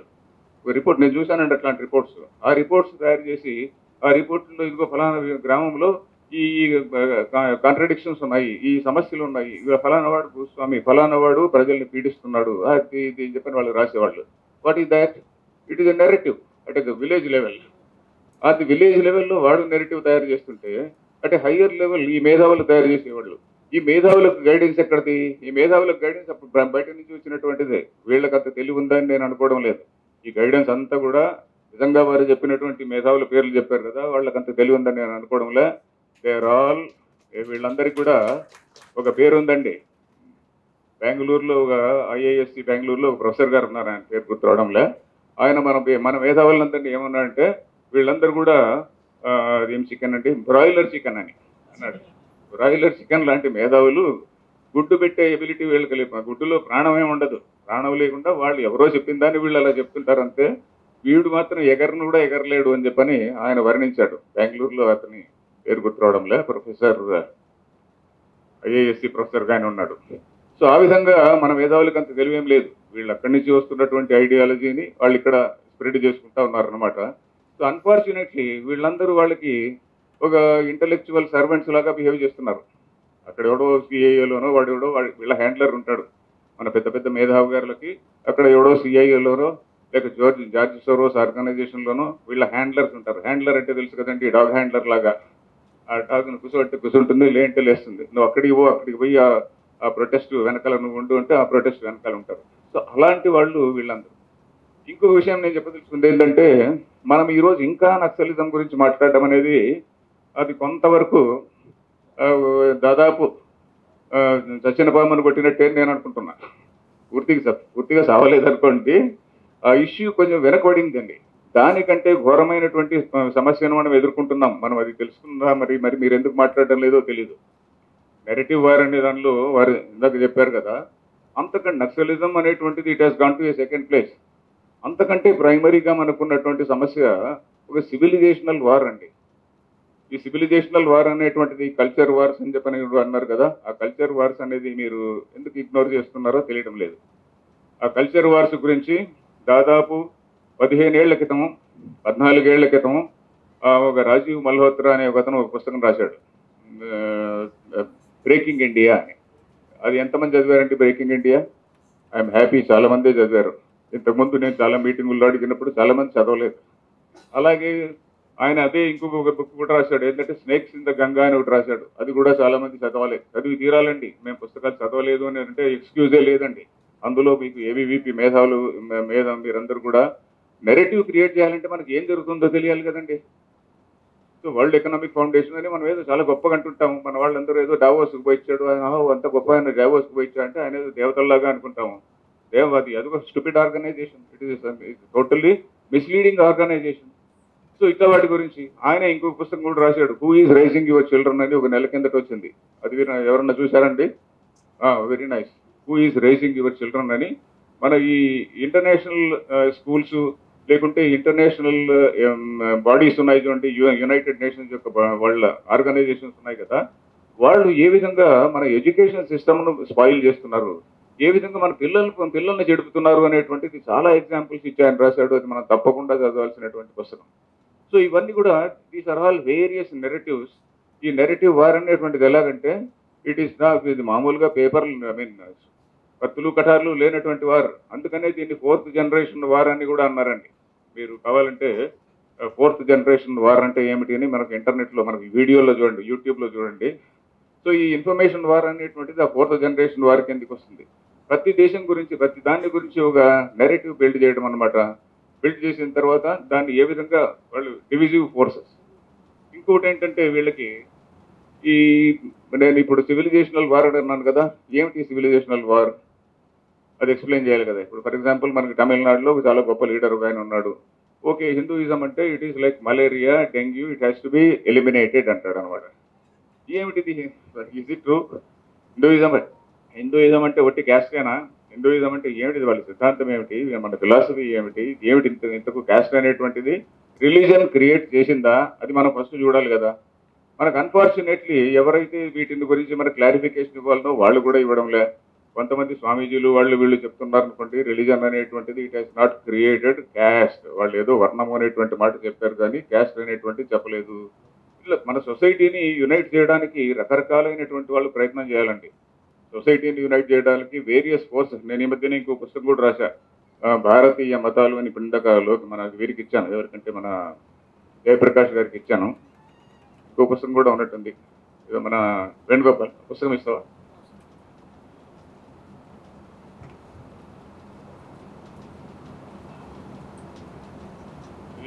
ఈ పుస్తకాన్ని దయచేసి చదవమని చెప్తున్నా. అంటే నా బుక్ను పాపులరైజ్ చేసుకోవడానికి రాలేదండి. ఎందుకంటే ఈ పుస్తకం ప్రింట్ చేసిన ఆయన ఎంఎస్కో ఎడిటర్, ఎంఎస్కో చీఫ్ విజయ్ కుమార్. మీకు కూడా చాలా మందికి తెలిసి ఉంటుంది. నేను ₹1 కూడా రాయల్టీ తీసుకోను. ఆయన నాకు ఫ్రీ కాపీస్ చాలా ఇస్తుంటాడు. అందులో ఒక కాపీని ఇప్పుడే మన శ్రీనివాసులు గారికి ఇస్తున్నాం. మీకు ఇవ్వలేదు కదండి ఇంతవరకు. అలాగే ఆ ఎదురుగా మన మదన్ గుప్తా గారిని, ఆయన ఎందుకంటే ఆయన రైటరు, వారికి ఇవ్వండి. సో ఏమ్మా తెలీదమ్మా, మీకు ఇచ్చారా? ఓకే. సో దయచేసి చదవండి. ఎందుకంటే మన దేశంని వీకన్ చేయాలి, బలహీనపరచాలి అనేటువంటిది అనే ఐడియాతో ఎన్నెన్ని ఆర్గనైజేషన్స్, ఎన్నెన్ని దేశాలు ఏ విధంగా కుట్రపడుతున్నాయి అనేది. ఇప్పుడు యూరోప్ అంతా కూడా వాళ్ళు దే ఆర్ కొలాప్సింగ్. అది మీరు గమనించి ఉంటారండి. యూరోప్లో ఇప్పుడు వాళ్ళకి ఏదంటే బేసిక్ ప్రాబ్లమ్ ఈజ్ ఇమిగ్రేషన్. మన అమెరికా యొక్క వైస్ ప్రెసిడెంట్ అక్కడ జేడీ వ్యాన్స్ అక్కడ వెళ్ళి మ్యూనిక్లో వాళ్ళందరినీ కూడా ఒక చీవాట్లు పెట్టాడు. మీ దేశాలన్నీ కూడా మీ బార్డర్స్ మీరు కాపాడుకుంటాయా, మీరు ఎక్కడో వాడెవడో యుక్రెయిన్ బార్డర్ గురించి మీరు బాధలు కాకండి, నీ బార్డర్ నువ్వు కాపాడుకో, నీ దేశంలోకి ఎంత ఇమిగ్రేషన్ వస్తూ ఉంది, నీ దగ్గర ఎంత డెమోగ్రాఫిక్ చేంజ్ వస్తున్నది, మీ దగ్గర వస్తున్నటువంటి మార్పు ఏమిటి. వాళ్ళు ఇప్పుడు బ్రిటన్ గురించి మీరు చూస్తే, నేను ఇంతకు ఒక పుస్తకం గురించి చెప్పానండి, ఏదంటే ఒక ఆయన పేరు చెప్పాను, డగ్లస్ మరే అని ఒక ఆయన the strange death of Europe అని ఒక బుక్ రాశాడు. దయచేసి చదవండి, the strange death of Europe అని. ఆ పుస్తకంలో ఏ విధంగా ఈ బేసిక్గా ఇమిగ్రేషన్ వల్లనే, just migration of the people, దానివల్ల how this society has collapse. అలాగే అమెరికాను ఏ విధంగా వీళ్ళు లెఫ్ట్ వింగ్ పీపుల్ క్యాప్చర్ చేశారు, ఇదంతా మనం తెలుసుకోవాలండి. ఇండియాను ఒక్కదాన్నే కాదు వీళ్ళు క్యాప్చర్ చేసింది. మన అదృష్టవశాత్తు అమెరికాను క్యాప్చర్ చేశారు, తర్వాత యూకేను క్యాప్చర్ చేశారు, జర్మనీ, వీటన్నిటిని కూడా క్యాప్చర్ చేశారు. కాబట్టి వాళ్ళందరూ ఇప్పుడు మేల్కుంటున్నారు.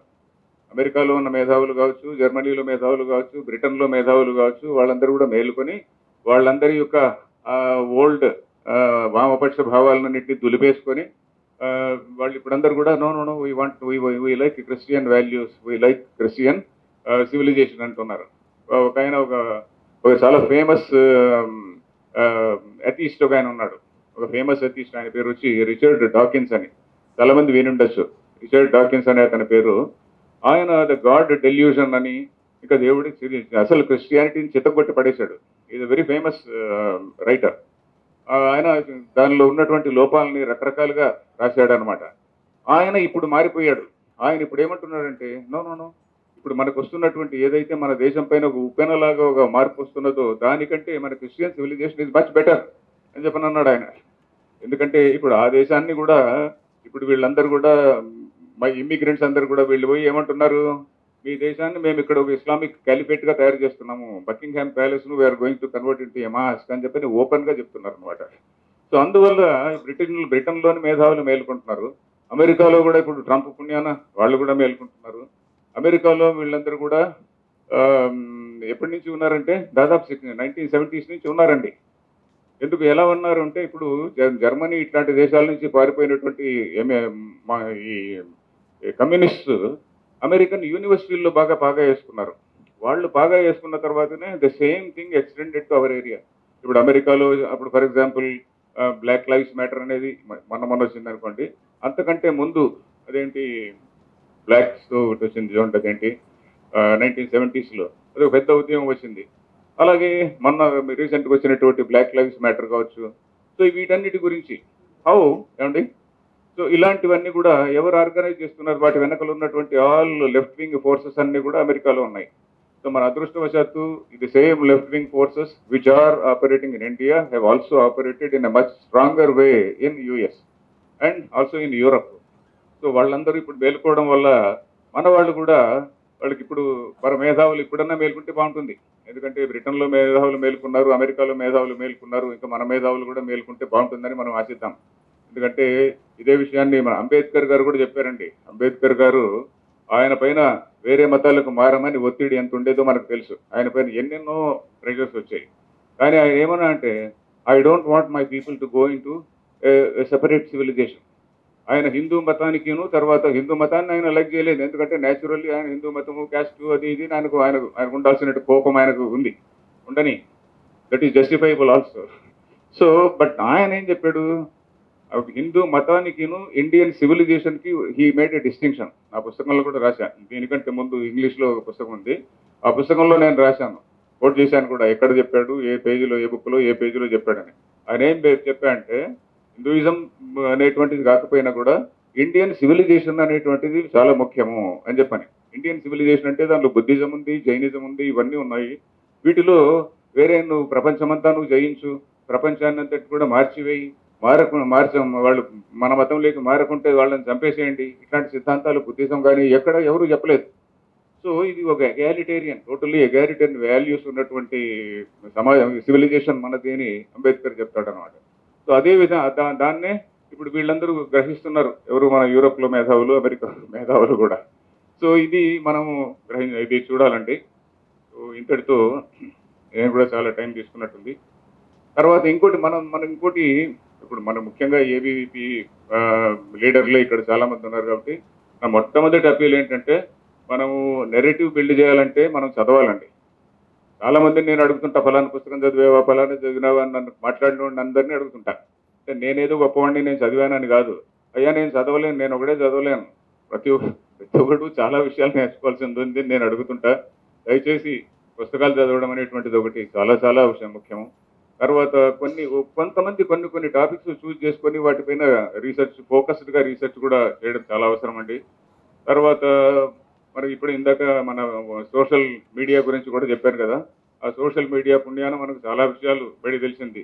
ఏమిటంటే క్రమక్రమంగా చాలా గ్రాడ్యువల్గా ఈ ఓట్ బ్యాంక్ పాలిటిక్స్ వల్ల గ్రాడ్యువల్గా ఒక వర్గానికి సమాజాన్ని లేక దేశాన్ని అప్పగించే పరిస్థితిలో ఏ విధంగా మన పాలసీలు నడిచినాయి అనేటువంటిది కూడా చాలా సీరియస్ విషయం అండి ఇది. ఎందుకంటే ఓట్ బ్యాంక్ పాలిటిక్స్ అనేది మనల్ని ఎక్కడికి తీసుకెళ్తుందో తెలీదు. ఆ ఓట్ బ్యాంక్ పాలిటిక్స్ అనేదాన్నే ఐడెంటిటీ పాలిటిక్స్ అంటారు వెస్ట్రన్ కంట్రీస్లో. వాళ్ళు ఇప్పుడు దానికి విక్టిమ్స్ అయిపోతున్నారు. ఈ ఐడెంటిటీ పాలిటిక్స్ లేక ఓట్ బ్యాంక్ పాలిటిక్స్కి India, UK is a victim, Germany is a victim, many western countries are victims. America victim కాకుండా ఇప్పుడిప్పుడే ట్రంప్ మేలుకొని కొంచెం చెక్ చేసుకుంటున్నాడు అనమాట, ఇమిగ్రేషన్ చెక్ చేస్తున్నాడు. సో దానిలో భాగంగా మన వాళ్ళు కొంత దెబ్బతింటున్నారు, అది వేరే మాట. బట్ ఆయన పాలసీ మాత్రం ఆ దేశానికి సరైనటువంటి పాలసీ. సో ఇది నేను చెప్పదలుచుకున్నటువంటి విషయాలండి. తర్వాత ఇంకా కొన్ని చెప్పేటి ఉన్నాయి, కానీ ఇక్కడ మీడియా వాళ్ళు కూడా ఉన్నారు కాబట్టి నేను గట్టిగా చెప్పలేను కొన్ని. సో అది వేరే. తర్వాత ఇంకోటి, ప్రజల్లో అవేర్నెస్ పెంచాలండి. మనం ఎక్కడ పోతున్నాము, మన డెమోగ్రాఫిక్ చేంజ్ ఎలా ఉంది, డెమోగ్రాఫిక్ చేంజ్ వల్ల ఏ విధంగా మన పిల్లలు మన సంస్కృతిలో ఉంటారని గ్యారంటీ లేదండి. సో అది మనం జాగ్రత్తగా మనం చూడాలి. ఈ డెమోగ్రాఫిక్ చేంజ్ అనేది మీరు తప్ప ఇంకెవరు చెప్పలేరు, ప్రజల్లో ఎవరు చెప్పలేరు. మేధావుల్లో కూడా అవగాహన పెంచాలి. వాళ్ళలో కూడా కొద్ది మందిలో వస్తుంది, అంతో ఇంత వాళ్ళు కొంతవరకునైనా వాళ్ళకి ఇంటలెక్చువల్ ఆనెస్టీ అనేది ఉంటే వాళ్ళలో కూడా వస్తుంది. ఎందుకంటే వాళ్ళు కేవలం ఒక వర్గాన్నే తిట్టుతుంటారు. మన ఇండియన్ మేధావులు ఉంటే ఏంటంటే కేవలం ఒక వర్గాన్నే, అందులో ఒక మతాన్ని తిడుతుండడం అనమాట. దానివల్ల ఇంకేంటి, దానివల్ల you or indirectly supporting somebody else, you or indirectly supporting various other things. ఏది అపీస్మెంట్ పాలసీ కావచ్చు, మరొకటి కావచ్చు, వీటన్నిటిని కూడా మీరు సపోర్ట్ చేస్తూనే ఉన్నారు.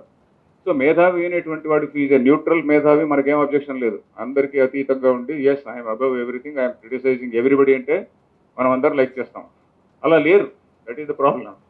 సో మనం ఇదొకటి. తర్వాత అన్నిటికంటే ముఖ్యంగా ఓటర్లలో అవేర్నెస్ పెంచాలండి. ఓటర్లలో అవేర్నెస్ పెంచాలి, ప్రజల్లో అవేర్నెస్ పెంచాలి. ఇది నేను చెప్పదలుచుకున్నటువంటి విషయాలు. జయప్రకాష్ గారిలో వారు చెప్పిన దానిలో ఇంకో పాయింట్ నోట్ చేసుకున్నా. ఉపాధి అవకాశాల గురించి వారు చెప్పారు. చాలా మందికి ఉపాధి లేకుండా ఇట్లా ఉన్నారు.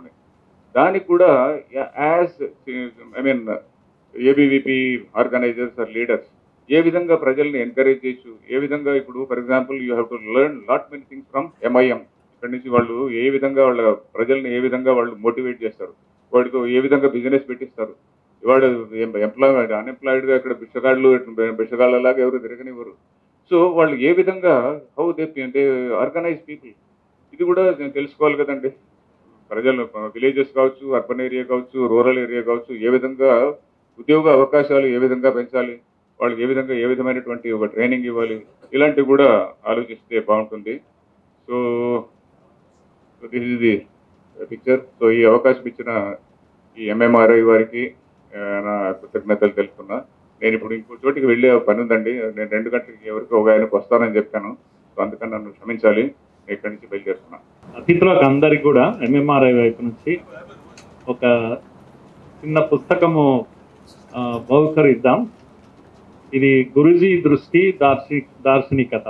ఈ పుస్తకాన్ని వచ్చిన అతిథులకు అందరికీ ఇద్దామని రంజిత్ జీ, ఓకే, అరవింద్ రావు గారికి వెళ్తున్నారు కనుక అరవింద్ రావు గారు ఈ పుస్తకం ఎంఎంఆర్ఐ వైపు నుంచి మీకు. అట్లాగే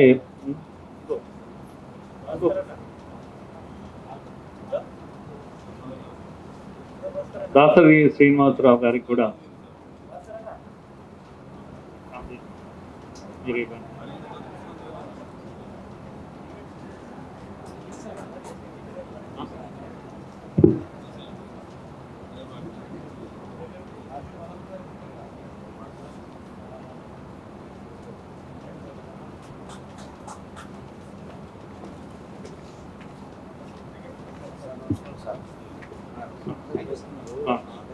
కొద్దిగా ఒక 10 నిమిషాల్లో క్లోజ్ చేద్దాం, కూర్చుందాం అందరము. అరవింద్ రావు గారికి ధన్యవాదాలు. ఇప్పుడు ఈ ఒక 10 మినిట్స్ మనము ఇక్కడ కూర్చున్నాం, చాలా ఓపికగా కూర్చున్నాం, చాలా బాగా జరిగింది కూడా ప్రోగ్రామ్.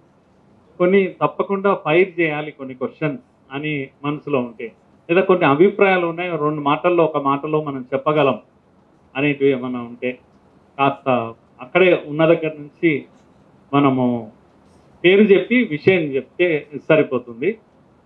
ఇక్కడ ఉన్న పెద్దలు నోట్ చేసుకుంటారు, వీలైతే వాటికి సమాధానాలు కూడా చెప్పే ప్రయత్నం చేస్తారు.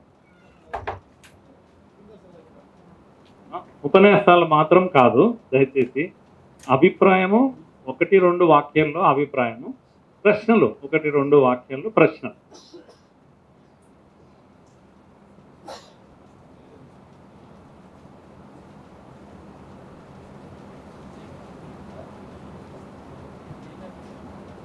నా పేరు విద్యాసాగర్. ఒక చిన్న ప్రశ్న ఉంది. ఇప్పుడు నక్సలైట్స్ అనేలో రంగులు మార్చి ప్రతి చిన్న గ్రూపుల లోపట, అంటే ఇప్పుడు సోషల్ మీడియా లోపట చాలా గ్రూపులు తయారైపోయినాయి. చిన్న ఏరియా లోపల కూడా వాళ్ళు ఎక్కడ జరిగినా, ఎక్కడ ఏ హిందువుల మీద దాడి జరిగిన దాని గురించి ఏం మాట్లాడరు.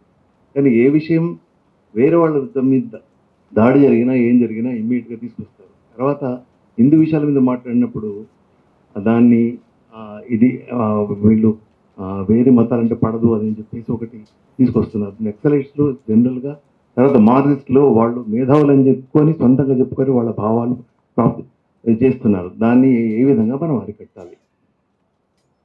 Thank you.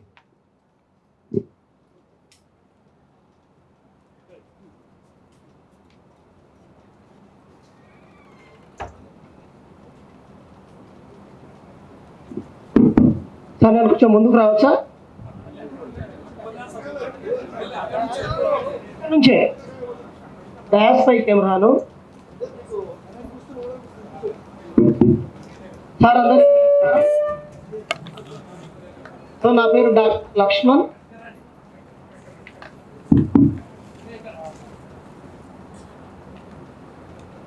వాస్తవంగా ఇది వేదిక కాదేమో, కానీ అంతమంది వక్తల ఉపన్యాసం విన్న తర్వాత ప్రశ్నలు అడగమన్నారు కాబట్టి చివరిలో అడిగితే బాగుంటుందేమో అనే అభిప్రాయానికి వచ్చి అడుగుతున్నాను. మహబూబ్ నగర్ నుంచి వచ్చాను నేను.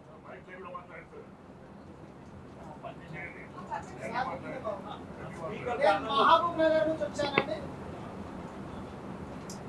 ఇప్పుడు అది నాగర్ కర్నూలు జిల్లా అయింది.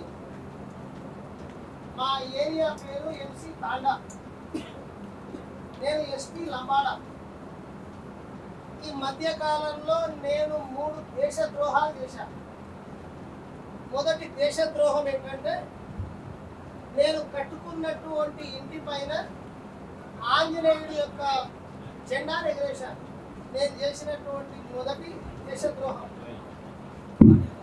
చేసినటువంటి రెండవ దేశద్రోహం ఏంటంటే, మనతోనే ఉండి వేరే వాళ్ళ మాటలు విని మతాన్ని మారి ఫలానా ప్రార్థన ప్రాంతాలకు వెళ్లకుండా వాళ్ళు బొట్టు పెట్టి గుడికి వెళ్ళి, తిరుపతి వెళ్ళి గుండు కొట్టించుకోవడం అనేది నేను చేసిన రెండవ దేశద్రోహం.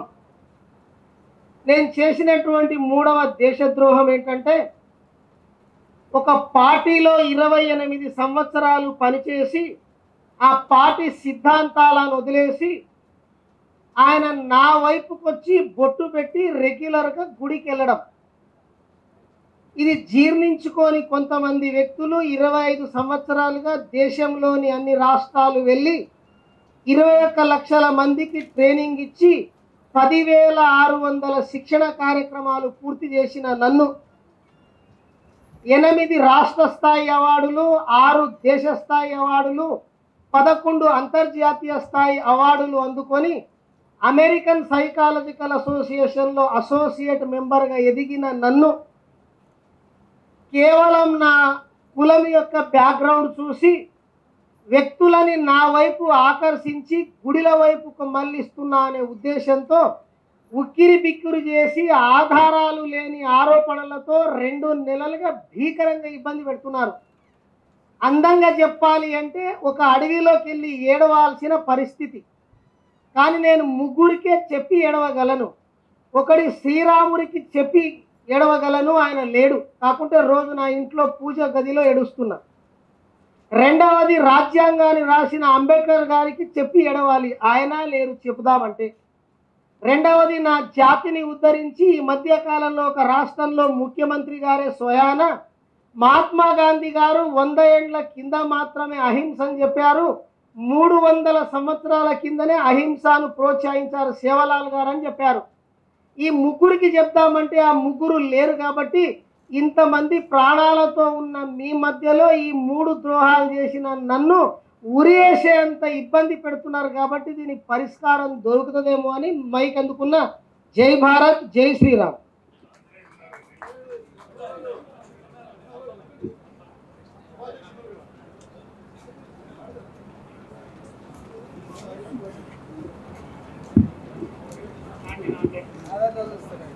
అందరికీ నమస్తే.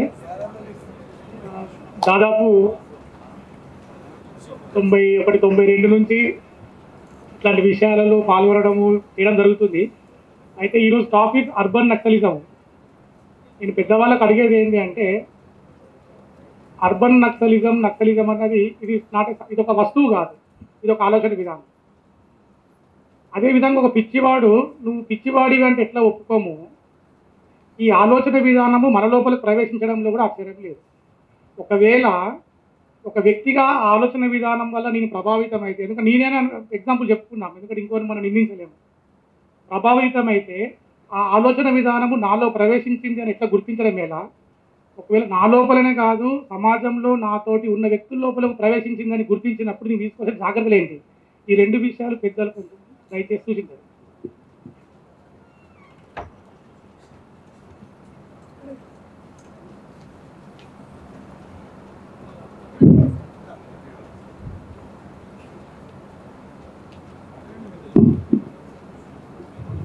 నమస్తే సార్, నా పేరు నవత. నేను ఆర్ వాయిస్ అని యూట్యూబ్ ఛానల్ నడుపుతున్నాను. అర్బన్ నక్సలిజం అనేది ఇలాంటి మేధావులు, చదువుకున్న వాళ్ళు వీళ్ళ మధ్య ఓకే. ఒక సాధారణ జనంలోకి వెళ్ళినప్పుడు, అరే వాడు కోట్లు సంపాదిస్తున్నాడమ్మా, మేము తిండికి కష్టపడుతున్నాం, నువ్వు మస్తు ముచ్చట్లు చెప్తావు కానీ వాళ్ళు మా కోసం చేశారు, ఇంకా ఈ భావజాలం ఉంది సార్, వాళ్ళలోంచి తీసేయలేకపోతున్నా. వాళ్ళలో నుంచి ఆ భావజాలాన్ని తీసుకెళ్ళాలి అంటే యాజ్ ఏ సోషల్ మీడియా వేదికగా చేసుకొని ప్రయత్నిస్తున్న మేము ఎలాంటి అంశాన్ని తీసుకెళ్ళాలి, వాళ్ళని ఎలా అప్రోచ్ అవ్వాలి, వాళ్ళకి చెప్పేటప్పుడు మేము తీసుకోవాల్సిన జాగ్రత్తలు ఏంటి, ఈ విషయం గురించి చెప్తే మాకు కొంచెం అవగాహన వస్తుంది.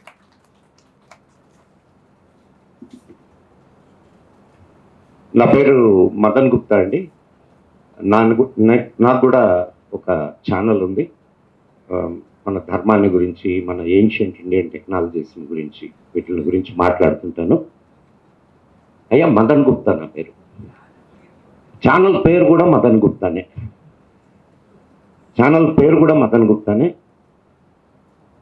ఇక్కడ ఇందాక నుంచి నేను వింటున్నాను, అసలు సమస్య పక్కకి వెళ్ళిందేమో అనిపిస్తుంది.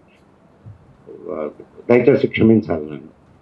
ఎందుకంటే మనం సమస్య ఎక్కడున్నది, దానికి సొల్యూషన్ ఏంటి, అది మనకు కావాల్సింది. రంగులు మారుతున్నటువంటి నక్సలిజం ఈరోజు ఇప్పుడు మనం కూర్చున్నటువంటి ప్రదేశంలో ఉంది. ఎంత వేళ్ళూనుకొని పోయి ఉన్నది అని అంటే, ఇప్పుడు ఇక్కడ తుపాకులు పట్టుకున్న వాళ్ళని కొంతమందిని అణిచి ఉండవచ్చు మనం, కానీ పరంగా పోరాడుతున్నటువంటి వాళ్ళని ఎట్లా పోరాడాలా, ఆ విషయం మీద మనం చర్చించుకోగలిగితే చాలా బాగుండేది. ఇది అంటే ఇప్పుడు ఇందాక అరవిందరావు గారు చెప్పారు, నెరేటివ్ బిల్డింగ్.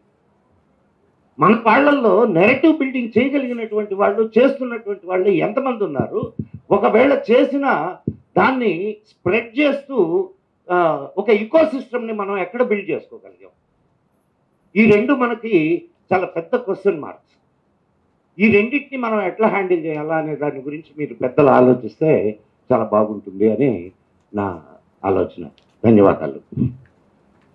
లాస్ట్ వన్ ఒక్కరు చెప్పండి.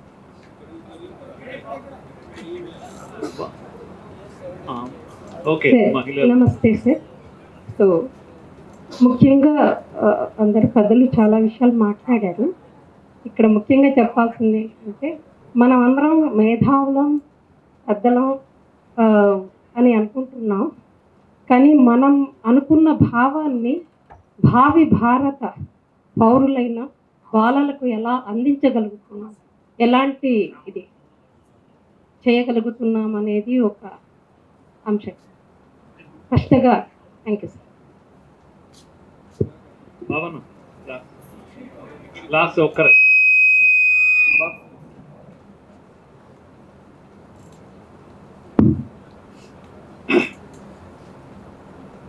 ఒక్కసారి మనం 80s 90s వెళ్తే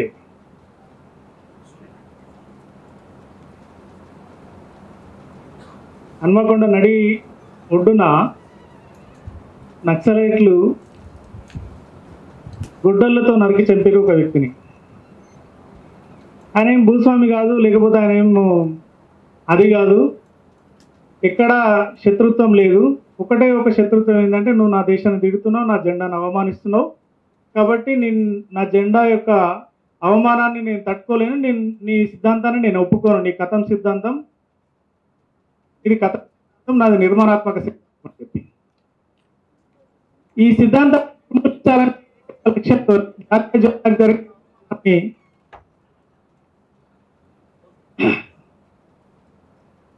జాతీయ జెండాకు జరిగిన అవమానాన్ని ప్రశ్నించినందుకు వర్గశత్రువు అని చెప్పి స్టాంప్ వేసి సామా జగన్మోహన్ రెడ్డి గారిని చంపారు.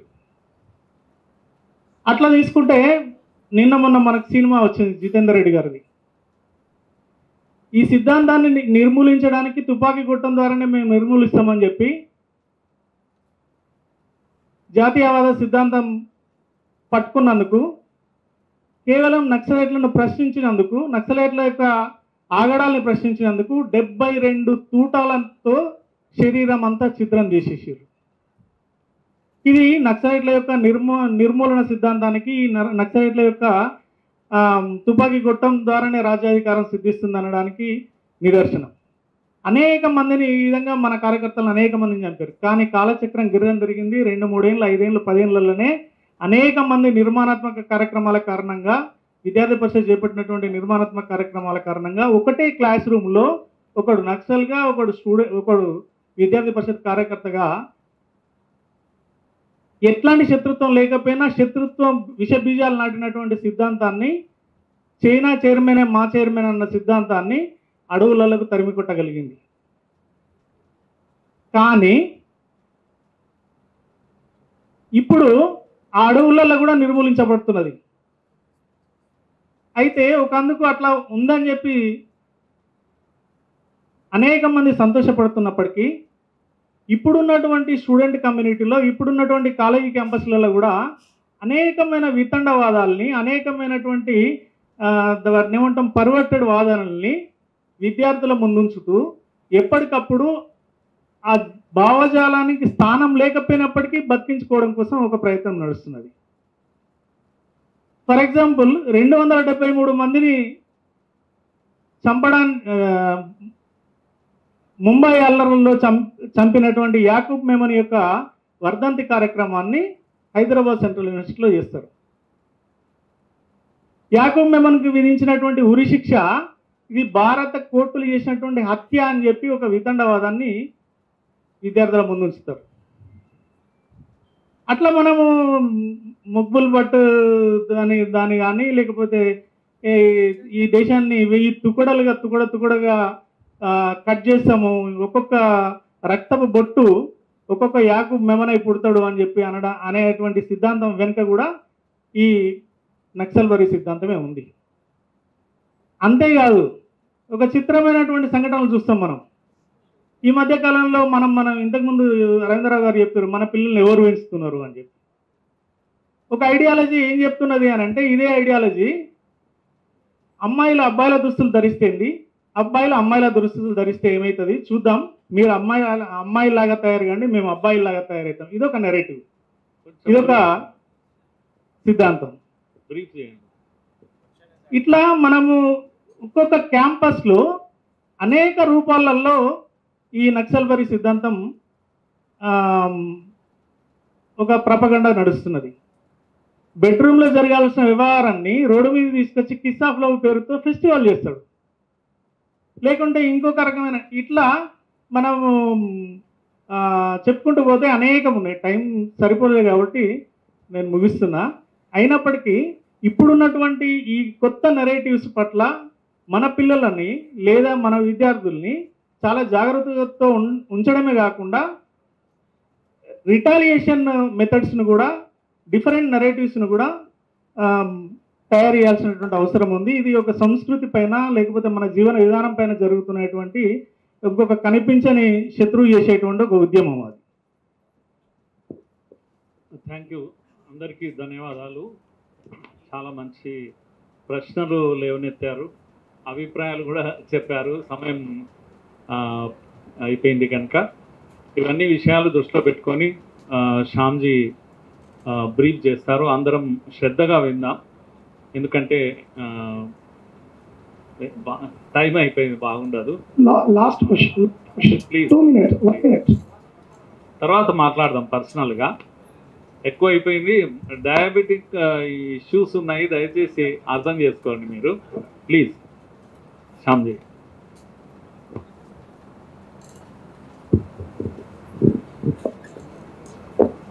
అందరికీ నమస్కారం. సాధారణంగా ఇలాంటి సమావేశం 1.5 గంట 2 గంటలు మించి ఉండకూడదు, ఎవరు నిర్ణయించినప్పటికీ. అంతకని ఎక్కువసేపు ఉంటే కూర్చోలేము, వినలేము, చెప్పలేము. ఒకటి. రెండోది, మీరు లేవనెత్తిన అన్ని ప్రశ్నలకు సమాధానం చెప్పవట్లేదు. నేను ఈ ప్రశ్నలకి సమాధానం చెప్పాల్సి ఉంటుంది అన్న విషయం అందరూ నిర్వాహకులు తెలియడం కోసం ప్రశ్నలు మీకు చెప్పారు. నేనే చెప్పట్లే, తర్వాత మాడుకుంటాం. ఒకటి. ఈ మధ్య వచ్చినటువంటి ఒక బలహీనత ఏంటంటే మనందరిలో, మోడీ ప్రభుత్వం వచ్చింది, యోగి ఉత్తరప్రదేశ్లో ఉన్నాడు, అలాంటి వాళ్ళు వస్తే అన్ని పరిష్కారం అయిపోతాయి అని సమస్యలన్నింటినీ వాళ్ళ నెత్తి మీద పెట్టి సేఫ్గా మన పనులు చేసుకునే అలవాటు మనకు అయింది, మన సమాజంలో కూడా అలవాటైంది. కాబట్టి ఇది కరెక్ట్ కాదు. మంచి ప్రభుత్వాలు వచ్చాయి, కొన్ని సమస్య పరిష్కారం అవుతున్నాయి, అది కరెక్టు. కానీ తాళంచెవులన్నీ ఒక ముఖ్యమంత్రికో ప్రధానమంత్రికో ఎమ్మెల్యేకి ఇచ్చేస్తే అన్నీ అయిపోతాయనే భ్రమ పెట్టుకోవడము కరెక్ట్ కాదు. ఈ ఐడియాలజికల్ వార్ అనేది నడుస్తూ ఉంటుంది, అయిపోలే, ఇంకా ఇంకో 5 ఏళ్ళు నడుస్తుంది తప్పనిసరిగా. కాబట్టి జరుగుతున్న పరిణామాలను అబ్జర్వ్ చేసేటువంటి ఆ సెన్సిటివిటీ మనలో ఉండాలి. సోషల్ లీడర్షిప్ కావాలనుకుంటే మన ఆంధ్రప్రదేశ్ తెలంగాణలో ఉన్న బలహీనత ఏంటంటే హాల్ కాబట్టి మనం బీజేపీకి వెళ్ళిపోతే నాయకుడు అయిపోతే మనం అన్ని పరిష్కారం చేసేస్తారు భ్రమలు ఉంటాం. మనం భ్రమ పడుకోకూడదు. అట్లా అయ్యేవాళ్ళు అవుతారు, తప్పేం కాదు. కాకుండా కూడా చాలా పనులు చేయొచ్చును, ఒక మీడియా ఆపరేటర్గా పనిచేయచ్చు. కాబట్టి దేశంలో జరుగుతున్న పరిణామాలను అబ్జర్వ్ చేసేటువంటి శక్తి పెంచుకోవాలి. దాంట్లో ఆయన అరుదులో చెప్పినట్టుగా బుక్స్ అధ్యయనం అనేది ఒక భాగం. వారు డీజీపీగా రిటైర్ అయిన తర్వాత పీహెచ్డీ పూర్తి చేశారు సంస్కృతంలో. డీజీపీ రిటైర్ అయిన తర్వాత వాళ్ళు చెప్పారు, నాకు ఏ పదవులు అక్కర్లే, ఇంకా నామినేట్ పోస్టులు, హిందూ సమాజానికి ఉపయోగపడే పనులు చేస్తాను నేను అనుకుని చేస్తున్నాను ఆయన. కాబట్టి హిందూ ధర్మాన్ని అధ్యయనం చేయడము, హిందూ వ్యతిరేక రిలీజియస్ ఫిలాసఫీస్ని వాళ్ళ యాక్టివిటీ అధ్యయనం చేయడము ఆయన చేస్తున్న పని. ఆ ఫీల్డ్లో పనిచేస్తారు ఆయన. శకుని ఉన్నంతకాలము కౌరవులకి పాండవులకి యుద్ధం జరుగుతూ ఉంటుంది, తప్పదు. శకుని స్ట్రాటజీ అది. శకుని యుద్ధ వీరుడే, డౌట్ ఏం లేదు, వ్యూహకర్త కూడా. ఇలాంటి వ్యూహకర్తలు అర్బన్ నక్సలైట్స్. వాళ్ళు అమాయకులు అనుకోవద్దు, వాళ్ళు తెలివిలేని అనుకోవద్దు, వాళ్ళు వెనకాల బ్రెయిన్స్ ఉన్నాయి, మనకంటే పెద్ద బ్రెయిన్స్ ఉన్నాయి.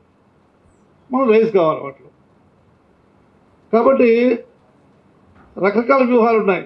ఉదాహరణకి 2007లో దలైలామా గారు వచ్చారు, ఎయిర్పోర్ట్లో దిగారు హైదరాబాద్లో, విజయవాడ పెడుతూ. మరి ఏమన్నారంటే బౌద్ధ ధర్మము సనాతన ధర్మము ఒకే వృక్షం యొక్క 2 బ్రాంచెస్ చెప్పారు ఆయన. వెంటనే వరవరరావు వరంగల్లో ధర్నా చేశారు. మనం ఆలోచిస్తున్న విషయంలో మొన్న ప్రయాగ్ కుంభలో పని కట్టుకుని మన వాళ్ళు ఆలోచించి 300 మంది బౌద్ధ భిక్షులు పిలిచారు ప్రపంచం మొత్తం నుంచి. అందులో 150 మంది మహారాష్ట్ర వచ్చినటువంటి నవబౌద్ధులు, ఇంకో 150 మంది ఇతర దేశాలు వచ్చిన బౌద్ధులు. మొట్టమొదటిసారిగా వాళ్ళ చరిత్రలో వాళ్ళ అలవాటులో వాళ్ళు కూడా స్నానం చేశారు ప్రయాగలో. భోజనం పెట్టింది ఎవరు? సనాతనమాసమైన ఆశ్రమం వాళ్ళు భోజనం పెట్టారు, స్వాగతించారు, కాసేపట్లు ఇచ్చారు. వాడు కాసేపట్లు ఇస్తుంటారు కదా. కలిసి చెప్పింది చివరిలో వాళ్ళు, మేము సనాతనమానికి చెందిన వాళ్ళము, ఒకే వృక్షానికి 2 కొమ్మలము అని మాట్లాడారు. ఈ మాట్లాడించిన వెనకాల ఎంత నడిచింది? దాంట్లో భజాయి జోషి గారు ఉన్నారు, ఇంద్రేష్జీ ఉన్నారు, అనేక మంది ఉన్నారు. 150 మంది మహారాష్ట్రకు సంబంధించిన నవబోధులు కూడా ఉన్నారు. ఇలాంటి వ్యూహాలు చేయాలి, యాక్షన్ ప్రోగ్రామ్ చేయాలి. ఎమోషనల్ మార్కెట్ ఉపయోగం లేదు. బౌద్ధుల్లో కూడా మేము కూడా మా ఆలోచన మాకుంది, మా ఫిలాసఫీ మాకుంది, స్పెషల్ ఐడెంటిటీ మాకుంది. అయినప్పటికీ హిందూ ధర్మంతో మేము లింక్ కలిగి ఉన్నాము అనే విషయాన్ని వాళ్ళు ధైర్యంగా చెప్పగలరా? ఇబ్బందులు ఉంటాయి, వాళ్ళకి ఇబ్బందులు ఉంటాయి, మనకి ఇబ్బందులు ఉంటాయి. చెప్పించారు. రైతులు వేరు, రైతు కూలీలు వేరు. ఇది ఫిలాసఫీ. ఇది రైతులు రైతు కూలీలు కుటుంబం చెందిన వాళ్ళం. మనము వ్యవసాయం బాగుండాలంటే ఇద్దరం కలిసి పనిచేయాలి. సమస్యలు ఉంటాయి, ఛాలెంజెస్ ఉన్నాయి. దీనికోసం ఏం చేయాలా? 2 రూపాయలు. ఈ రకంగా లేవనెత్తబడే కొత్త కొత్త ప్రశ్నలకి మన వైపు కూడా నేరేటివ్ చెప్పడము, ఫీల్డ్ ఎక్స్పెరిమెంట్ చేయడము, ప్రయోగాలు చేయడం చేస్తే దిగుతారు. వాళ్ళ పొద్దున్నే నేను ఒక ఆయన అడిగా, మా పాత మిత్రుడు, శ్రీకాకుళం జిల్లాలో ఒక మర్డర్ అయింది 69లో. That is the second murder. చనిపోయింది ఎవరు? ఇందువదన్ నాయుడు. బత్తిరి కొండల నుంచి దిగి ఒరిస్సా నుంచి ఆనాడు టాప్ నక్సలైట్లు అందరూ కలిసి నాగభూషణ పట్నాయక్ వీళ్ళందరూ పెద్దవాళ్ళు ఒక 20 మంది కలిసి మర్డర్ చేశారు ఆ ఊళ్ళో దిగి. వాళ్ళు ఎవరినైతే మర్డర్ చేయాలనుకున్నారో అబ్బుగా మంది లేడు ఆ ఊళ్ళో. వెనక్కి వెళ్ళిపోతే ఎట్లా అని చెప్పి ఒక రేషన్ దుకాణం నడుపుకునే వ్యక్తిని హత్య చేశారు. అబ్బుగా మంది కాదు, బట్ టార్గెట్ కాదు, అసలు పెద్ద ఇన్సిడెంట్ అది. కాబట్టి వాళ్ళు పొరపాటు చాలా చేశారు. కూడా అట్లా సిద్ధాంతంలో పొరపాటు ఉంది, వ్యవహారంలో పొరపాటు ఉన్నాయి. కాబట్టి తగ్గుతారు వాళ్ళ యాక్టివ్ తగ్గుతుంది. కానీ చచ్చిపోలే, సులభం కాదు. వాళ్ళు రైజ్ చేసే ప్రశ్నలకి సమాధానం వ్యవహారంలోనూ యాక్షన్లోనూ చెప్పాల్సిన అవసరం ఉంది. క్యాస్ట్ పోతే ఇన్ఈక్వాలిటీస్ ఉన్నాయి, కరెక్టు. యాక్సెప్ట్ చేస్తాము మనం యాక్సెప్ట్ రెడీగా లేదు. ఇంకా మన ఉపన్యాసాల్లో మనం ఉన్నాం, మేమే దేశభక్తులు అని చెప్పి ఏమి అనుకుంటూ ఉంటాం. మనలో మనకున్నాయి, మన గ్రామంలో మనకున్నాయి. మన గ్రామంలో తీరంత వారు ఎట్లా ఉంటుంది? ఫ్యాక్టరీ క్యాస్ట్ డిస్ట్రిక్ట్ ఉంది ఒకటాల. మనం అధికారంలోకి వస్తే కూడా మన గ్రూప్స్ ఉంటాయి మనకి. కాబట్టి ఐడియాలజికల్గా యాక్షన్లో మన సమాజంలో ఉన్న లోపాలని పరిష్కరించే దిశలో పనిచేస్తున్నాం లేదా? పనిచేయాలి. ఆ రకంగా పనిచేసినప్పుడు అనుభవం ఉంటుంది. ఉదాహరణ చెప్తాను మీకు. రాజస్థాన్లో ఒక సంవత్సరం క్రితం గొడవ జరిగింది.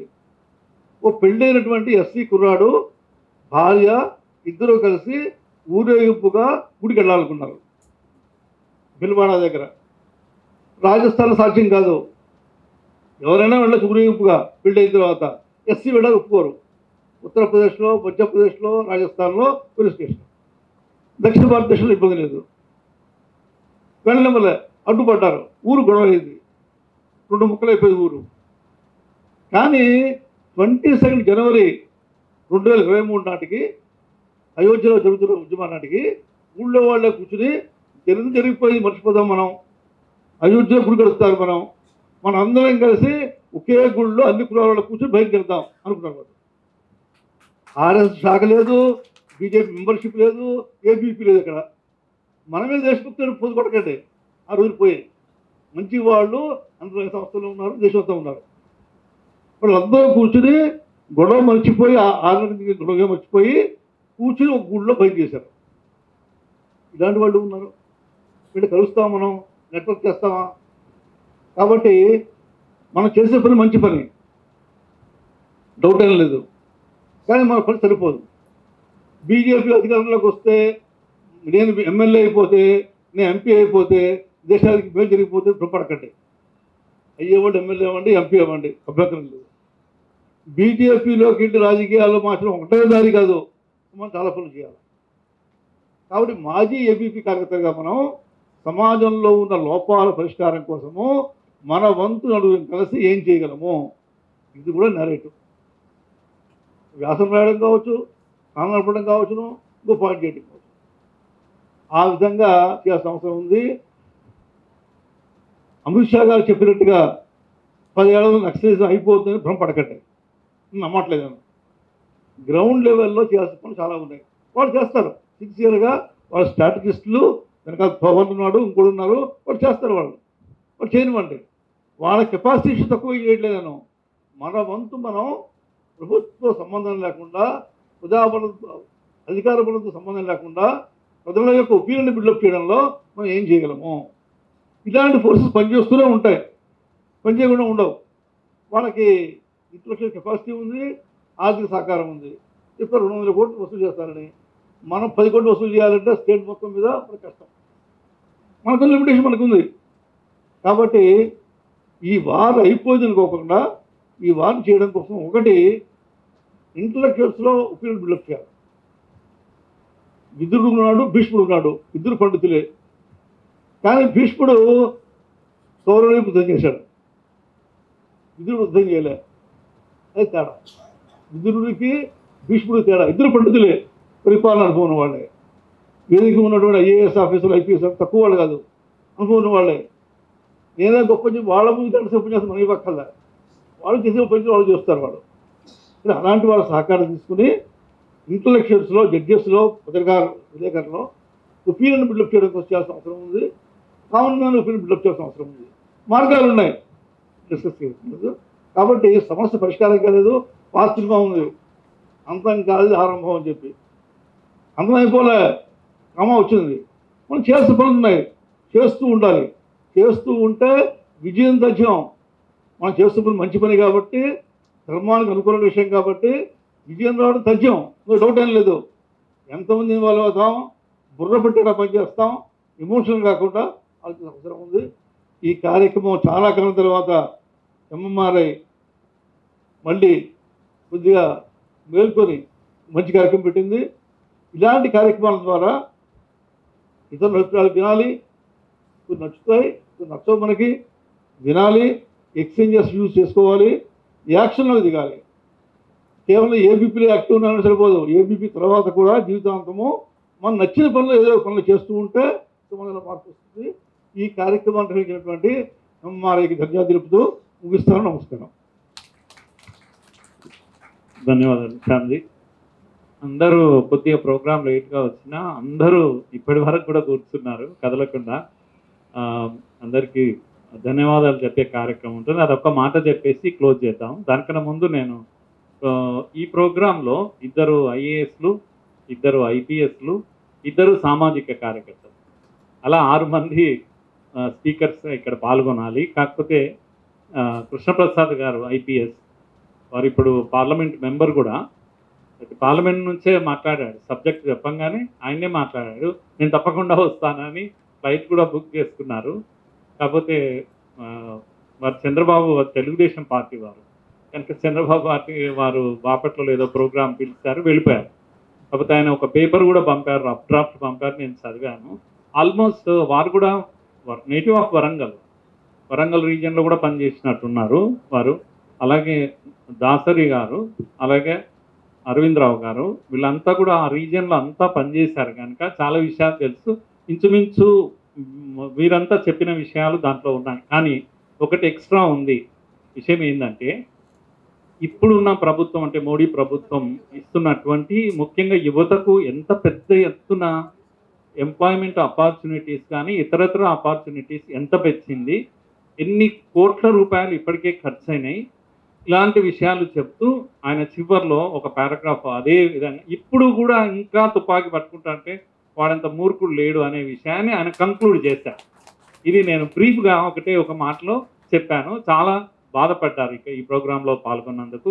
ఇది కేవలం సమాచారం మీకు ఇచ్చే ప్రయత్నం చేశాను. Thank you. మిత్రుడు Ranjith ji, vote of thanks.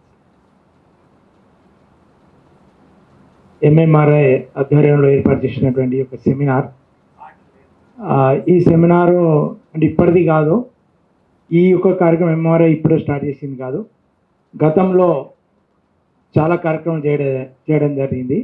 అసలు ఎంఎంఆర్ఐ ప్రారంభించడానికి మీకు తెలిసి క్యాంపస్లో ఏ వాతావరణం ఉండేనో, మేరెడ్డి చంద్రారెడ్డిని ఇక్కడ హాస్టల్లో చంపడం జరిగింది, కృష్ణవర్ధన్ ఎన్సీసీ గేట్ దగ్గర చంపేయడం జరిగింది, జయానందన్ సికింద్రాబాద్లో చంపేయడం జరిగింది, మురళీధరరావు అయినా ఇక్కడ బి హాస్టల్ దగ్గర ఏఎంఎస్ దగ్గర ఫైరింగ్ చేయడం జరిగింది.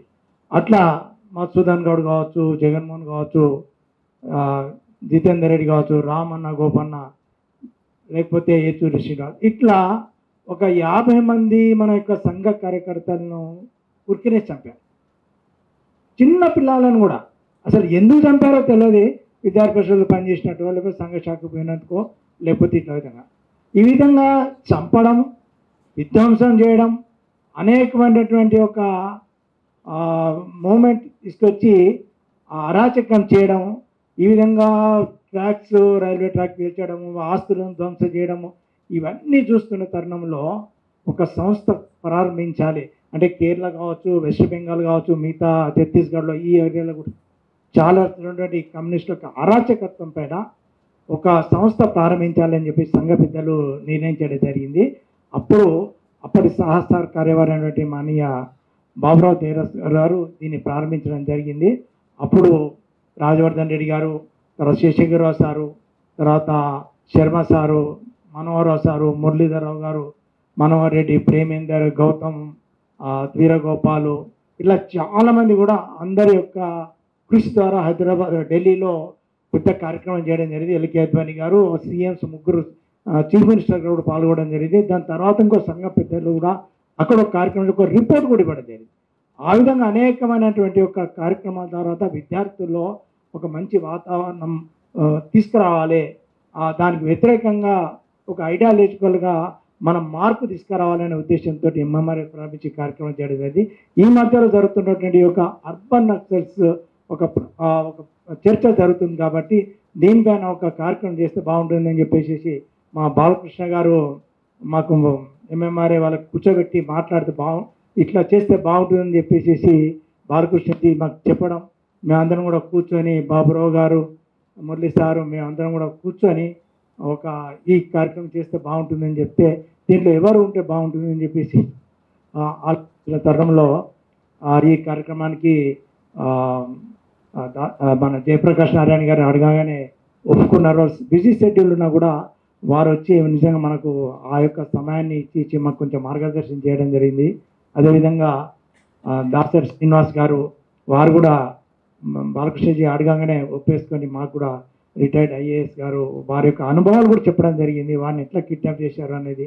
అదేవిధంగా అరవిందరావు గారు, వారు పోలీస్ ఆఫీసర్గా ఉంటూ వాళ్ళ అనుభవాలు, వారు చేసినటువంటి అక్కడ నక్సల్స్ యొక్క ప్రభావితం ఎట్లా ఉన్నది అది ఆ విధంగా చెప్పడం జరిగింది. పేరాల శేఖర్జీకి అయితే ప్రత్యక్ష అనుభవం ఉన్నది, వరంగల్లో పనిచేసిన కాబట్టి వారు ఏ విధంగా ఫైట్ చేశారు వారికి ప్రత్యేక అనుభవం ఉంది. తర్వాత ఇంటర్నల్ సెక్రటరీ వారికి బాగా అనుభవం ఉంది, వారు తిరగడం జరిగింది. ఆ విధంగా వారు అదేవిధంగా శ్యాంప్రసాద్ గారు ఈ యొక్క సామాజిక సంస్థలు పనిచేస్తున్న దీని అంతా కూడా కంక్లూడ్ చేస్తే బాగుంటుందని చెప్తే వారు కూడా రావడం జరిగింది. అదేవిధంగా దీనికి మురళీ సారు అధ్యక్షత వహిస్తూ ఈ కార్యక్రమంలో చాలామంది సంఘ పెద్దలు, రామచంద్రయ్య గారు, తర్వాత ఎక్క శేఖర్జీ, తర్వాత అడ్వకేట్స్ కూడా చాలామంది రావడం జరిగింది, వివిధ క్షేత్రాలకు సంబంధించినటువంటి వారు. అదేవిధంగా విద్యార్థి పరిషత్తు సంబంధించినటువంటి బాలకృష్ణజీ ఉన్నారు, అదేవిధంగా బాబురావు గారు, శివకుమార్జీ, వారు కూడా ఒక్కసారి లేస్తే బాలకృష్ణజీ ఒక్కసారి పరిచయం చేస్తామండి. బాలకృష్ణజీ విద్యార్థి పరిషత్తు అఖిల భారత సహ సంఘటన మంత్రిగా కేంద్ర భాగ్యనారు. అదే శివకుమార్ గారు ఉన్నారు, శివకుమార్ గారు వారు కూడా విద్యార్థి పరిషత్తు బెంగళూరు కేంద్రంగా ఈ యొక్క దక్షిణ మధ్య క్షేత్రంగా పనిచేస్తున్నారు.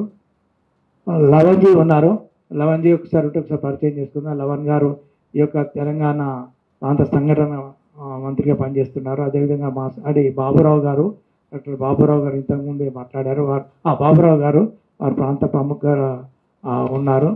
అదేవిధంగా మన మధ్యలో అడ్వకేట్స్, అదేవిధంగా వివిధ విషయాలకు సంబంధించినటువంటి పెద్దలు రాజిరెడ్డి గారు వారు కూడా ఉన్నారు. అదేవిధంగా మీడియా వాళ్ళు, అదేవిధంగా వివిధ యూనివర్సిటీస్ నుంచి వచ్చేసినటువంటి ఒక రీసెర్చ్ స్కాలర్స్ ఉన్నారు. అదేవిధంగా మేధావులు, లెక్చరర్స్, ప్రొఫెసర్స్ కూడా రావడం జరిగింది. అదేవిధంగా మీడియాకి సంబంధించిన సోషల్ మీడియా, యూట్యూబ్ సంబంధించిన వాళ్ళందరూ కూడా రావడం జరిగింది. ఈ కార్యక్రమానికి కూడా మా అందరికీ కూడా ముఖ్యంగా విద్యార్థి పరిషత్ కార్యకర్తలు రామకృష్ణ, శ్రీహరి, తర్వాత పృథ్వీ వీళ్ళందరూ కూడా సహకరించారు.